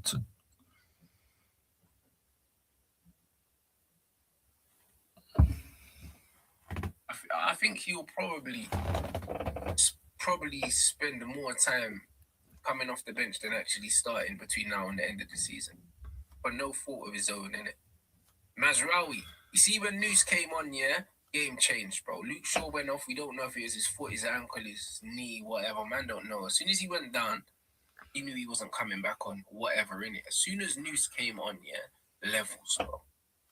Levels. I can't remember who I was having the conversation with. But it was on Mandem Talk, I'm sure. And I said, bro, Mazraoui. Bro, Mazraoui is one of the best right backs in the league. Man was trying to tell me Ben White and then man there, bro. Man smoking some grade A spice, bruv. Mazraoui is one of the best fucking fullbacks in the league. By far, bro. Champions League grade, real bad man, you know. Man played left back today. Obviously, he plays left back for his country, so he's played there. Completely dominated. On the ball, different gravy. Him and Cunha started to link up well. I don't think her, Adam Partridge. You know, it's one area we got to improve on. When Luke Shaw was playing, we never had that. And in the build-up for the Sesko goal, him and Cunha down the left-hand side were doing some good work. Do you know what I'm saying? So, man have to shout out Mazraoui because his cameo is going to go under the radar. A lot of people would have watched the game and they wouldn't have even realized the impact he had in the build-up for us, and how he just helped us control the game, man. So, Noose was sick today. I can't lie. Everyone just improved, innit?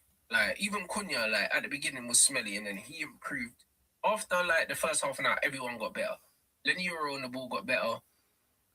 Dalot always will give you flipping heart problems anyway, because Dalot's Dalot, innit, bro? He's simply not good enough to be a starting right back for Manchester United. It needs to be Mazraoui. Bruno's second half put in a very good pass in behind, which led to the sending off. obviously took his penalty, and the ball in for Sesko was quality. You know what I mean? You can see that he grew in confidence. At the beginning, he was spamming back heels and they were going out for throw-ins and that. But he settled into the game, started to do some good stuff. And Kobe and Cass, like, Cass played well. And Kobe was just chilling, bro. I'll be honest. Like, Kobe's role today was kind of just to not be noticed, innit? Like, just sit back and just play simple passes. Like, it would probably be one of his most quiet games, but not because he played badly, but because it just wasn't a game for him to be on the ball loads, innit? And do loads of things, man. I think Mascherari, yeah, he's a good player, isn't he? we controlled the game reasonably well. First half an hour, we were rubbish, but after that, I don't remember Lomans making a save that he wasn't supposed to make. I don't remember. I don't know how many shots on target they had at the end of the game. I ain't got the stats or anything like that, but I don't remember feeling like they was ever going to score. Even when they scored, I didn't feel like they was going to score. You know what I mean? That kind of came out of nowhere, and that just came like one momentary lapse of concentration, and we got punished for it. But the truth is, Palace never looked like scoring. We looked relatively comfortable. And with this Man United squad, yeah, we're always going to score. Under Michael Carrick, we have not played a game and not scored. We're always going to bag. Ahmad and Josh came off the bench and were purring as well. Ahmad showing his technical qualities, like drifting past players, linking, and we did miss his connections, bro.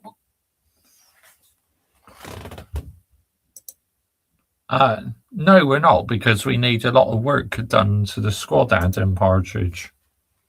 Because he's the kind of player, you can play the ball into him, make a run, you know you're going to get it back. And then Xerxes came on and was just cooking, bro. Like, just showing his qualities, bro. Like, he didn't need time to warm up. This was the kind of game for him. When the game is that kind of pace and Man United are controlling possession, you need Xerxes in there because he links play. Like, the goalkeeper went directly into him a few times and he can back into defenders, bring the ball down. That's not Sesko's strong point.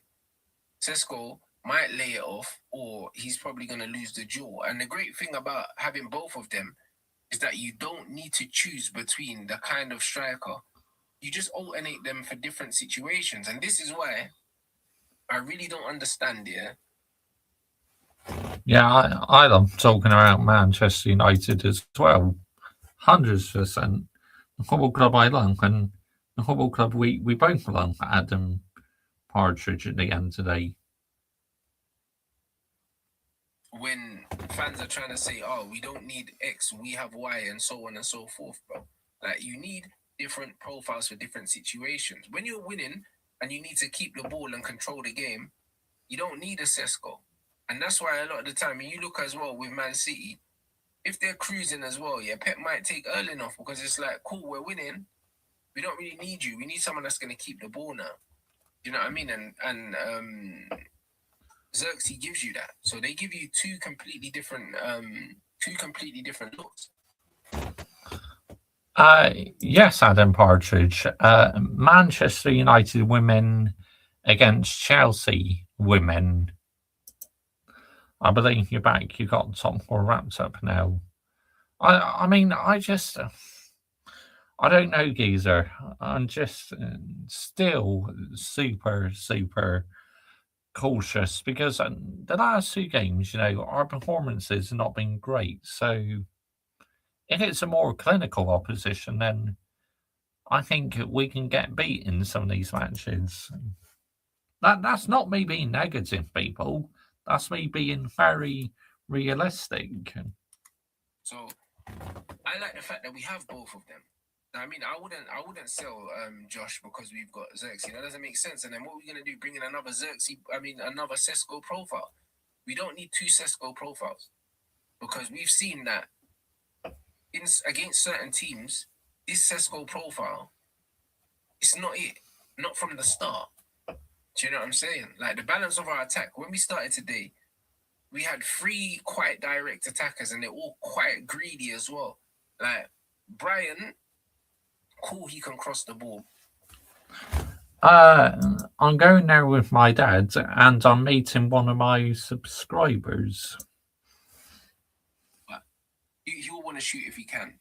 Cunha will shoot if he can. And Sesko will shoot if he can. We never had no facilitators.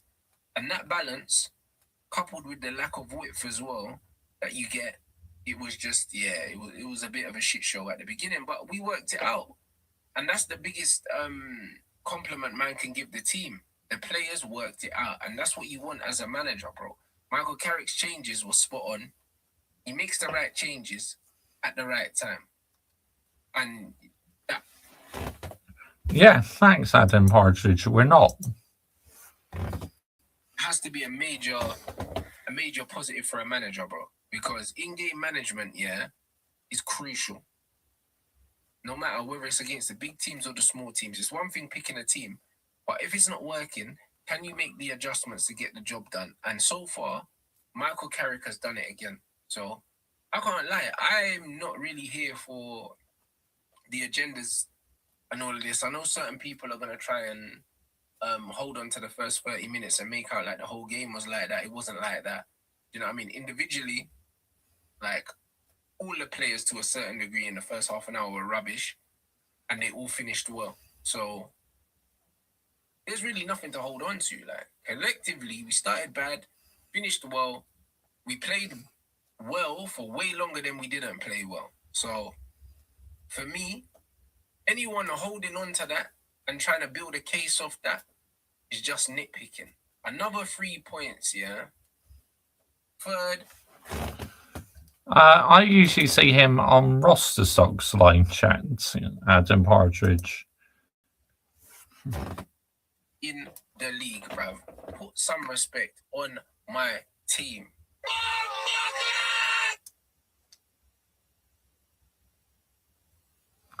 There we go. So that was Rant's reaction. Who should we listen to next? I tell you what, let's listen to roster stocks. The 3 points. We got the 3 points. Man United got the 3 points. I don't care. I don't care. I'm celebrating. We got the 3 points. It was a red. It was a red. Ha ha ha ha ha. It was a red. Yo, people. Man, listen. I'm happy. I'm happy. Unfortunately, I've not watched the race yet, mate, so I'll catch up with some highlights of that. I'd still be going on for, what, about another 15 minutes, because I still got Flying Pig United to listen to. Happy, man. Listen, people, I'm happy. For those of you who know from last season, it was PTSD for me last season. Brother, oh my God. Apologize for the noise outside, people. I'm on the road. But you know what? I'm happy. No, don't apologise. You haven't told me what position he's finished in, so that's not really a spoiler, is it? So, but yeah, I'll catch up with the highlights. We got the 3 points, man.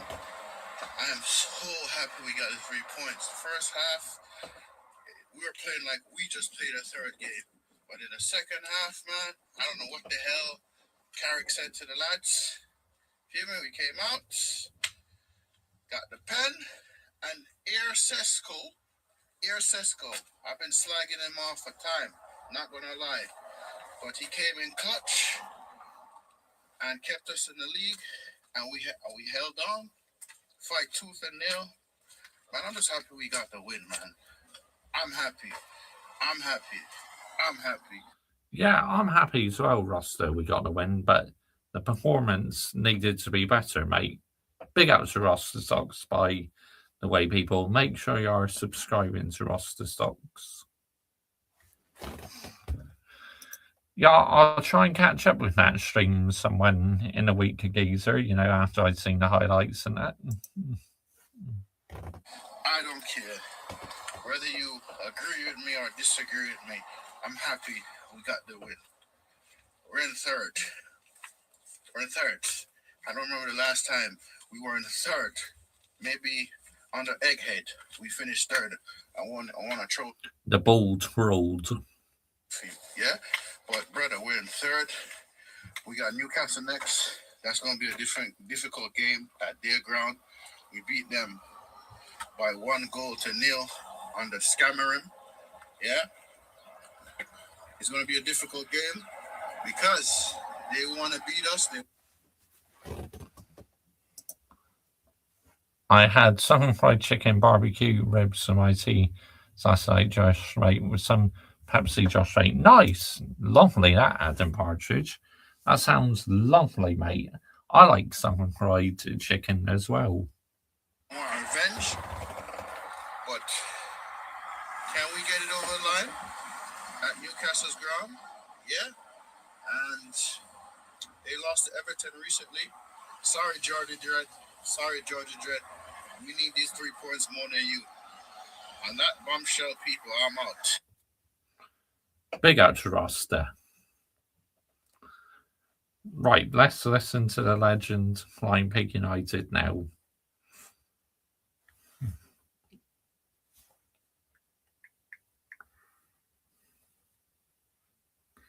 Here we go. Yes, let's do this raw, guys. We've got to duff up these Crystal Phalluses. Yes. What do you do with a Crystal Phallus? Actually, just ignore that. You don't want to know what people do with Crystal Phalluses. No. But what do we do with a Crystal Phallus here today? We break it. That's what we do. We drop it on the ground and we shatter it into a million pieces. That's what Man United are going to do today to these Crystal Phalluses. Come on, United. You think Phallus are going to win 2-1, Lone Wolf? Filth. They've had a good start here, to be fair, Phallus. They're at her. Oh, yeah, shout out to Adam Partridge in the live chat. He got his predictions spot on. He said it'd be 2-1 to Manchester United, and it was. They're at us. They've got a corner here. In it comes. They've had a good start at Old Trafford, to be fair to these Phalluses. Oh, my God. What a fucking header from the Frenchman! Lacroix's bumper fucking thunderbolted! Oh, no! It's an atrocity, to be fair! I mean, it's a fucking wicked header, you have to say! Lemons is rooted to the bloody spot. It's right in the corner of the goal. The corner comes in, nobody's picking him up, and there he is! And there he is, just a nod one in, mate! Lacroix! Oh, what a fucking nightmare start for Manchester United! But it's just a fucking crazy header, though! Watch this, but nobody's picking him up. He makes that run at the back. Lenny Yoro getting bitched. Lenny Yoro getting pushed around. Oh, he's just a slightly taller Snoop Dogg at this stage. He needs to put on some muscle. You're welcome, Adam Partridge. You're very welcome, mate. Come on, we need to see a little bit of muscle put on there for him. He has been pushed away from it there. He's been out-muscled, and unfortunately, the header is just too good. The header that Lacroix gets on it is too good. It's really bad in the end, guys. Yoro does get bullied there by Lacroix. I mean, look at Lacroix. He's a fucking unit, to be honest. He is. He's a big old man. Excuse me. Sorry, Yoro's still growing. He's still a young guy. How old is Yoro? 19? Needs to put on a bit of fucking timber, mate. You know, can't you ask Luke Shaw for some of this? Luke Shaw needs to lose, so we need to put some up. Come on. Lenny Yoro getting pushed around. It's not a great start, guys. We're 1-0 down. Phallus have done us early from a crazy good header, in all fairness, you have to say, from Lacroix. Shit the bed. Oh, Luke Shaw's down and he's injured. Fucking hell. Oh, do you know what? I don't know if that's good or bad at this stage, to be honest. It's probably fucking good because he's playing shy for us. I never want to see our players get injured. Do you know, it's a matter of time. I'm so surprised this guy's managed to keep his paper mache shins together. If you seen Flying Pig United on his videos, go to the Fox in the Garden, Josh, right? I've not yet. I'll check that out. Big thank you for that, mate. So long this season, to be fair to him. Bless him, it's awful. Look, he's an injury promoter. It's awful. He looks seriously injured. Oh, do you know what? Let's do a fucking Popeye the Sailor Man, Wait a second. Popeye the Sailor Man. Popeye the Sailor Man. Big up to Flying Pig United. Always coming out with these random phrases, isn't he?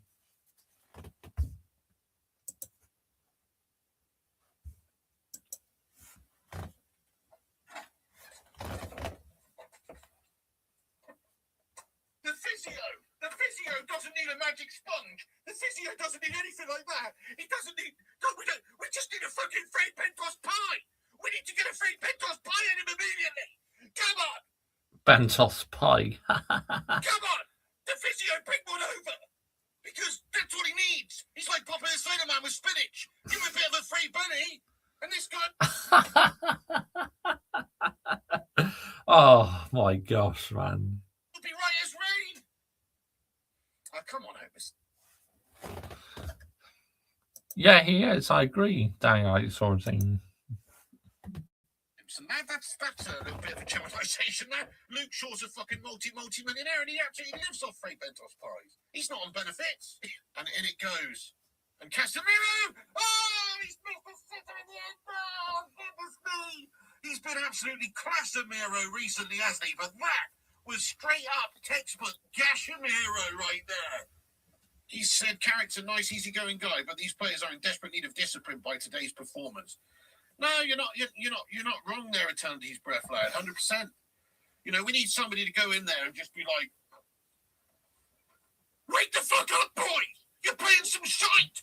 Goodness me, my grandpa could have been a better defender for that Lenny Yoro, mate. Saw your fucking owner. We're getting you straight on a fucking bulking up regime on Monday, because you are a complete pussy, sir. And everybody else, Benjamin Sesko, goodness me, why are you some invisible motor? Make some shit happen yourself, you mug. And everyone else. Yeah, I agree. You should. I can find him with a pass, you mug. You know, Luke Shaw, you're injured, lad. Yeah, have one of these to the fucking knee. You know what I mean? And fucking have one of those, Luke Shaw, for being injured. You know, in a way, that's what you need. Yes, I have had them partridge. I have seen them.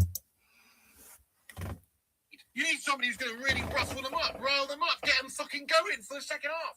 I don't know if Carrick's that man either. I don't know. But maybe he is.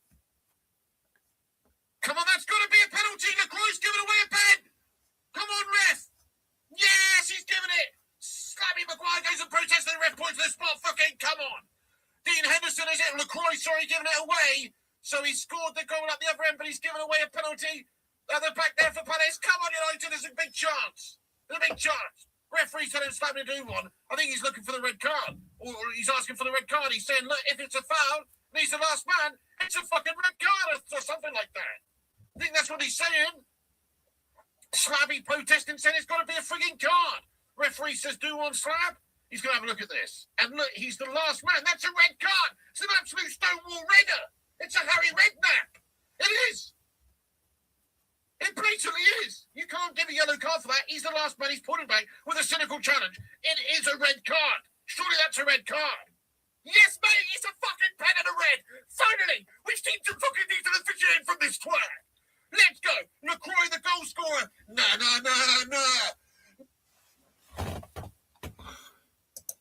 Oh, 100%. Yeah. Timing him out immediately, down, sort of thing.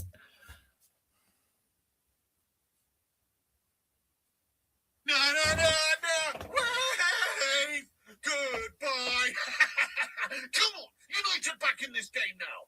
They've got 10 men. That was a red card, guys. Yes, it might have been soft, or he's just putting time on the show. He's fucking.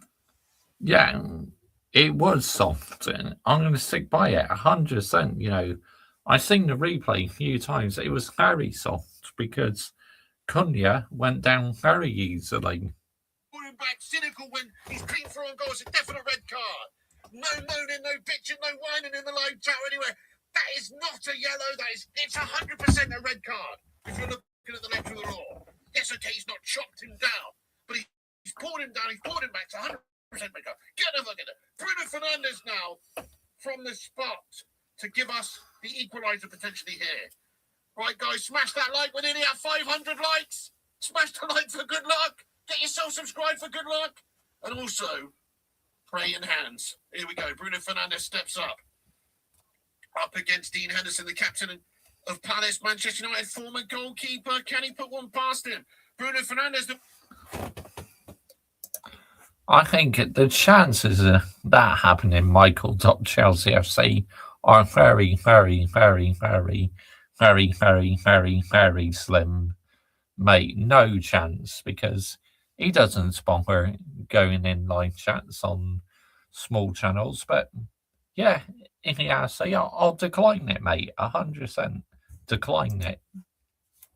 Portuguese magnifico! He scores, mate! Fucking hell! Come on, the boys! Bruno Fernandes of Portuguese magnifico! He's done you! He's done you from the spot. Nice one. The penalty is in. It's a great placement to the far right-hand corner. Keeper's dived the wrong way. Absolutely, Henderson. You fucking Harry in the Henderson's mill. He's been done. He's dived the wrong way. It's 1-1. Manchester United get equaliser. Now they've got 10 men. Fucking come on. This is a great sign of things to come if we could just keep that pressure up. We've actually had a very good start to the second half. The first half, a true abomination. But the second half, very positive so far. Take away the penalty and everything. Before that, we've... You'll miss out on the chance of meeting Beth. I mean, I follow her own YouTube channel. I don't really watch her on the United stand. I watch her on her own channel. Preston were probing. It was looking likely we were going to get one. Benjamin Sesko! Fucking come on, let's go! Club card accepted. Fucking come on, Benjamin Sesko! Yeah, Tesco's club card.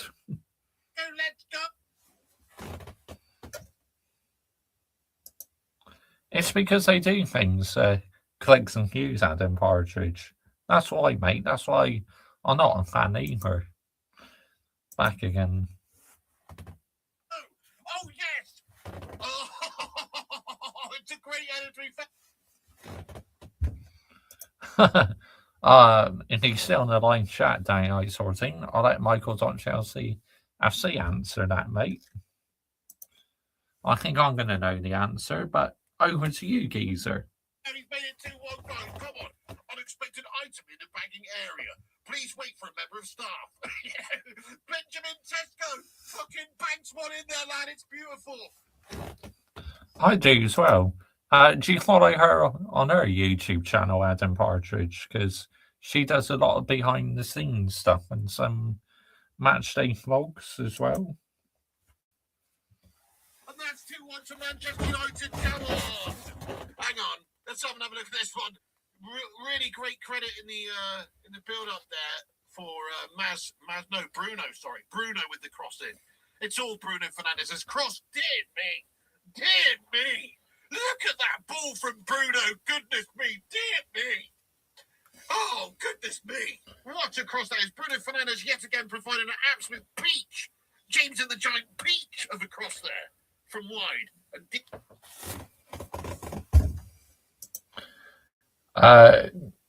Facts. And also Sesko with a fantastic head. I mean, that's fucking quality, that is. So happy for Sesko, guys, because look, he's had a quiet game, hasn't he, today?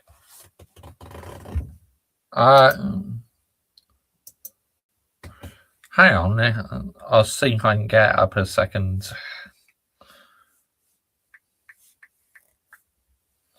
Here we go. Share. Copy link. Here we go. Hang on. We're on 8 minutes 16. This Big United stream. We're on 8 minutes 16. Ah, shut up. There you go. There you go, Adam Partridge. I put her link in the live chat. This is her own YouTube channel.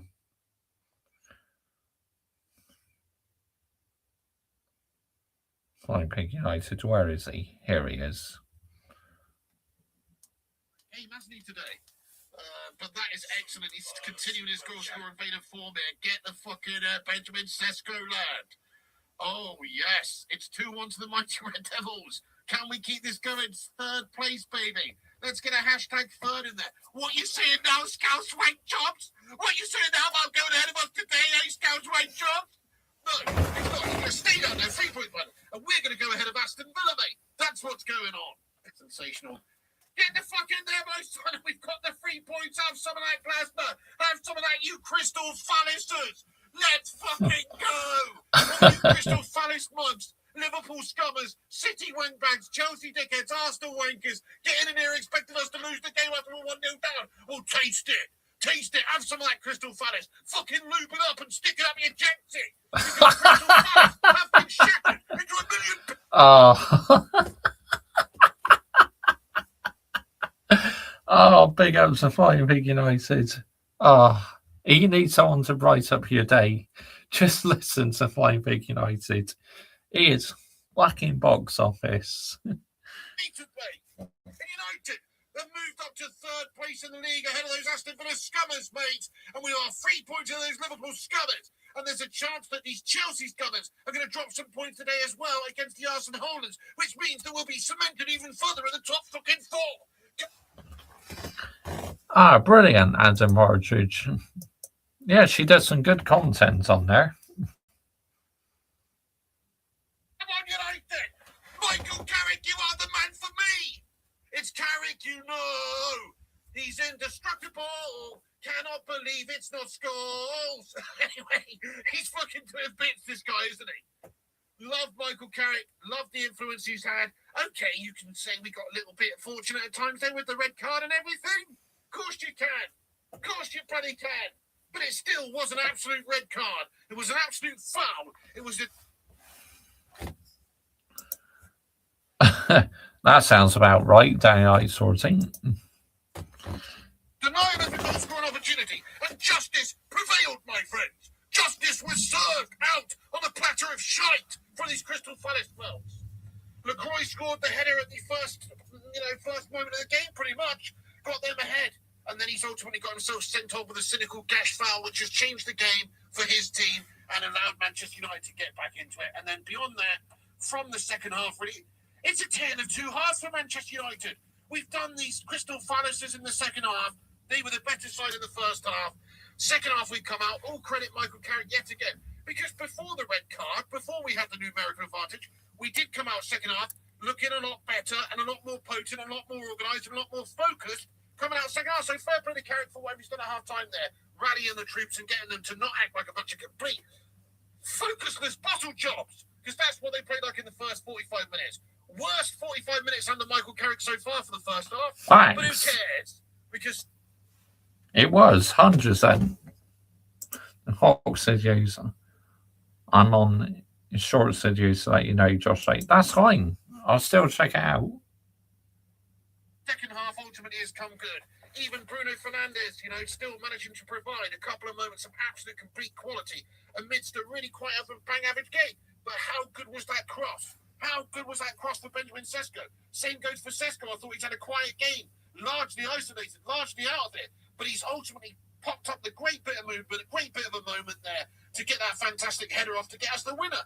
So the quality from the players, again, Mateus Cunha, you could argue he's had a bit of a ropey game in some departments. In other departments, very key, very good, very influential. It was a quiet one from some players, and Bumo, etc., has had a quiet game, hasn't he? A couple of shite performances at the back defensively by the likes of Luke Shaw and Dallo and all these folks, Yoro, etc. But we've done what we needed to do. We managed to hang on. We managed to get the goal, the winner there from Sesko, and obviously from the penalty spot from Bruno. And it's the right result, guys, and we go marching on right up the fucking league into third place. Now we are third. Can you believe that? It just sounds amazing, doesn't it? Manchester United in third place, guys, after the start of the season we had, after the Amorim era. It felt like that would be a million miles away from being where we're at now. But we've actually gone up.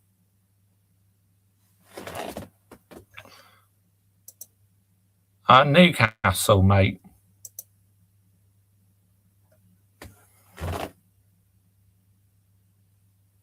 Aston Villa now, we're in third place. Okay, it's only on goal difference, but we're there, guys. We're third. It's Arsenal, City, United. We're third. We're 8 points behind the City scum, 10 points behind the Arsenal scum, as things stand right now. How is that possible? That's crazy, isn't it? Look at our form. Win, draw, win. We got some amazing form under Michael Carrick. We just need a strong end to the season. There's 10 games left. I feel like if we can win 5 or 6 of those, probably six of those guarantees us top 4 in a way. Or, obviously other teams are going to melt some games too. But we're 3 ahead of Liverpool. We're now ahead of Villa on goal difference. Chelsea are the other team realistically that could catch us. They've got to play Arsenal today. They might drop some points there. Things are looking fucking rosy, aren't they, guys? Carlisle United, Michael Carrick, huge credit to him. Definitely correct thing to get rid of that muggy melter, hammer him in the end, and fair play to him, heck of a nice guy. But he didn't have a fucking Scooby-Doo, did he? Didn't know his ass from his elbow, that twat. When it comes to getting results in the Premier League for Manchester United, he was garbage. We have to be honest. With hindsight, we can say that now. Carrick's done well. He's got us back to basics, more organised, chosen a solid starting 11, which he's stuck with every single week, rather than chopping and changing and being some sort of little, tinker man. He's actually just stuck with a solid starting 11. He's made... True, he has. You have to give Michael Carrick credit for that, because Ruben Amorim never did that.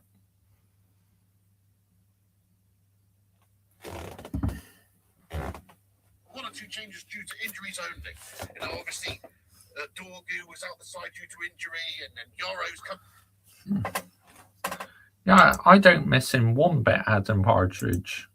Into the side for Martinez. But other than that, if it's not for actual injury, he knows his starting 11. He's stuck with the experience of the proven players that he likes, and he's got them to play well and get the results. So Carrick's doing fucking bits, organisationally, results-wise. If he continues this end of the season, you've got to give him the job. Yes, he is. Unlike Ruben Amorim, who was absolutely shambolic with his substitutions. But I did call out Michael Carrick on Monday on the Everton game last Monday, when to me it was the worst substitution decision he made yet, taking off Ahmad for Mascherari. I was not happy about that, so I called him out on it. Yes, okay, United are going to assess things in the summer. But there you go, Mikhail. Glasner? People want Glasner or a different coach? Well, maybe in the future. We know Glasner's a great coach, to be fair. He's a very... He just didn't have a clue what he was doing, Adam Dahl. It's as simple as that, mate. He wasn't good enough. Not good enough for my football club. It's as simple as that.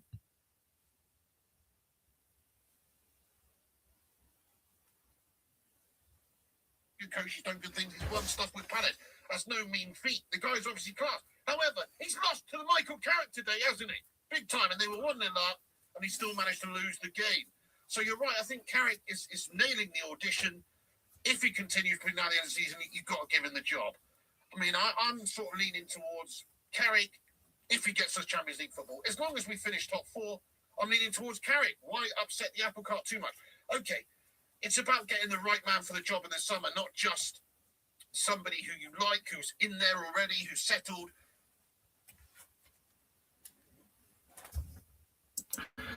Your number one for Man United job is on her Glasgow, Josh Wright. I know he's not done well with Crystal Palace recently, but it's like now I got my concerns, I'm not going to lie, but to me he's Premier League proven, so why not? But if Michael Carrick, he can carry on winning matches and he starts to improve all the time, then he'll have to be a contender for the job. We've seen a manager bounce, you could argue. We saw it with Ole Gunnar Solskjaer when he came in as the interim. Should he get the job? Well, I mean, he's certainly not the most experienced, biggest name, biggest reputation manager going. There's 100 managers maybe that you could put on a list ahead of him in those terms. We're talking people like Big Carlo and Tommy Tuchel and Unai Emery, and just the list goes on. Glasner and these people. Thomas Tuchel will not be coming to Manchester United because he's just renewed his England contract anyway. They've all got more experience and more games and just a bigger career in management. But for what Manchester United need right now, I feel like Michael Carrick is actually just about probably what we need. Really, he gets the club, he's keeping it simple, he's getting them organised. We're seeing some management throughout the games where he's making some key changes, substitutions, maybe even the emphasis. I like the way we came out second half as opposed to the first. He's obviously got them riled up and changed some things. So I'm liking what he's doing. I trust Michael Carrick. I like him. Yeah, fair enough. If he finishes third or gets us top 4, you kind of got to give him the job, don't you? But anyway, Crystal Palace, cry, because they will obviously feel like they were done hard there by the penalty shout and the red card. You can even argue that some people were saying in the chat that it started outside the box, so it should have maybe been a red card, but not a pen. I mean, I don't agree with that person. I feel like it was a pen. But you just can't really, be any more, happy there, really, guys. It's 2-1. We were crap in the first half, but we managed to get the job done. Suck it, Palace. That's all I can say. I was keen for us to go Adam Partridge, but now I got my concerns. And Man United march on into third place. I can't believe we're third now. That actually blows my fragile little mind that we have managed to get third place. It's amazing. From where we were just a short while ago, all hail Michael Carrick and his Manchester United side, who actually seem to be playing decent stuff at times and have a bit of organisation, a bit of bollocks about them. Not first half, but over the course of the game, we were good value for it. Come on, United! United are the team for me! We're going to smash up these fools between now and the end of the season, and we're going to get top 4 back in the Champions League, rightfully where we belong, back in the UCL. You know what I mean? Back in the UCL, guys, is what we need. There we go. Big up to Flying Pig United. What an absolute legend, honestly. I just love listening to Flying Pig United. So, yeah. Now, before I wrap up, I just quickly want to talk about the Arsenal and Chelsea game. I have to say, Arsenal in the first half were the slightly better side. Chelsea didn't really offer much threat. Arsenal took the lead from a set piece. I think it went down as a Chelsea own goal in the end. And then just score half time, Chelsea got the equaliser. And that also went down as an Arsenal own goal as well. Arsenal ended up winning 2-1 in the end. So I have to say, on the balance of play, as their set pieces FC, I guess you can say Arsenal just about deserved it. But Chelsea, until the red card, were the much better team for about 10 or 15 minutes or so. Arsenal couldn't get a foothold in the game, but once they had that red card, it's like Arsenal back then just took charge. It's as simple as that. You're back, geezer. No, I'm really not jumping on that hype train. I'm really not. But anyway, Michael.ChelseaFC will be joining the channel this week, people, Thursday night at 9 o'clock, because we're going to do F1 predictions. So please do join us for that. I'll be back tomorrow with, or shall I say today, with a live watch-along of Birmingham City against Middlesbrough, and I'll be back with Michael Carrick's press conference reaction as well. Okay, people, that is the end of tonight's stream. I'm going to send you over to Vigilante Talk Sports now, because he's live with Liverpool Profit, Roster Stocks, African King Academy. I can't redirect to Liverpool Profit, even though it's on his channel, because he does not have redirects turned on. So I'll send you over to Vigilante Talk Sports. Make sure you hit him with a Mr. Joshy J raid. And we got to keep on landing it, people. We must carry on holding this football club accountable. Whilst we're winning matches, it's great, but we're not back in business. We're far from being repaired. So, as usual, don't forget, Glazers out, Enios out, and brown envelopes in the bin as well. Bye-bye. Bash.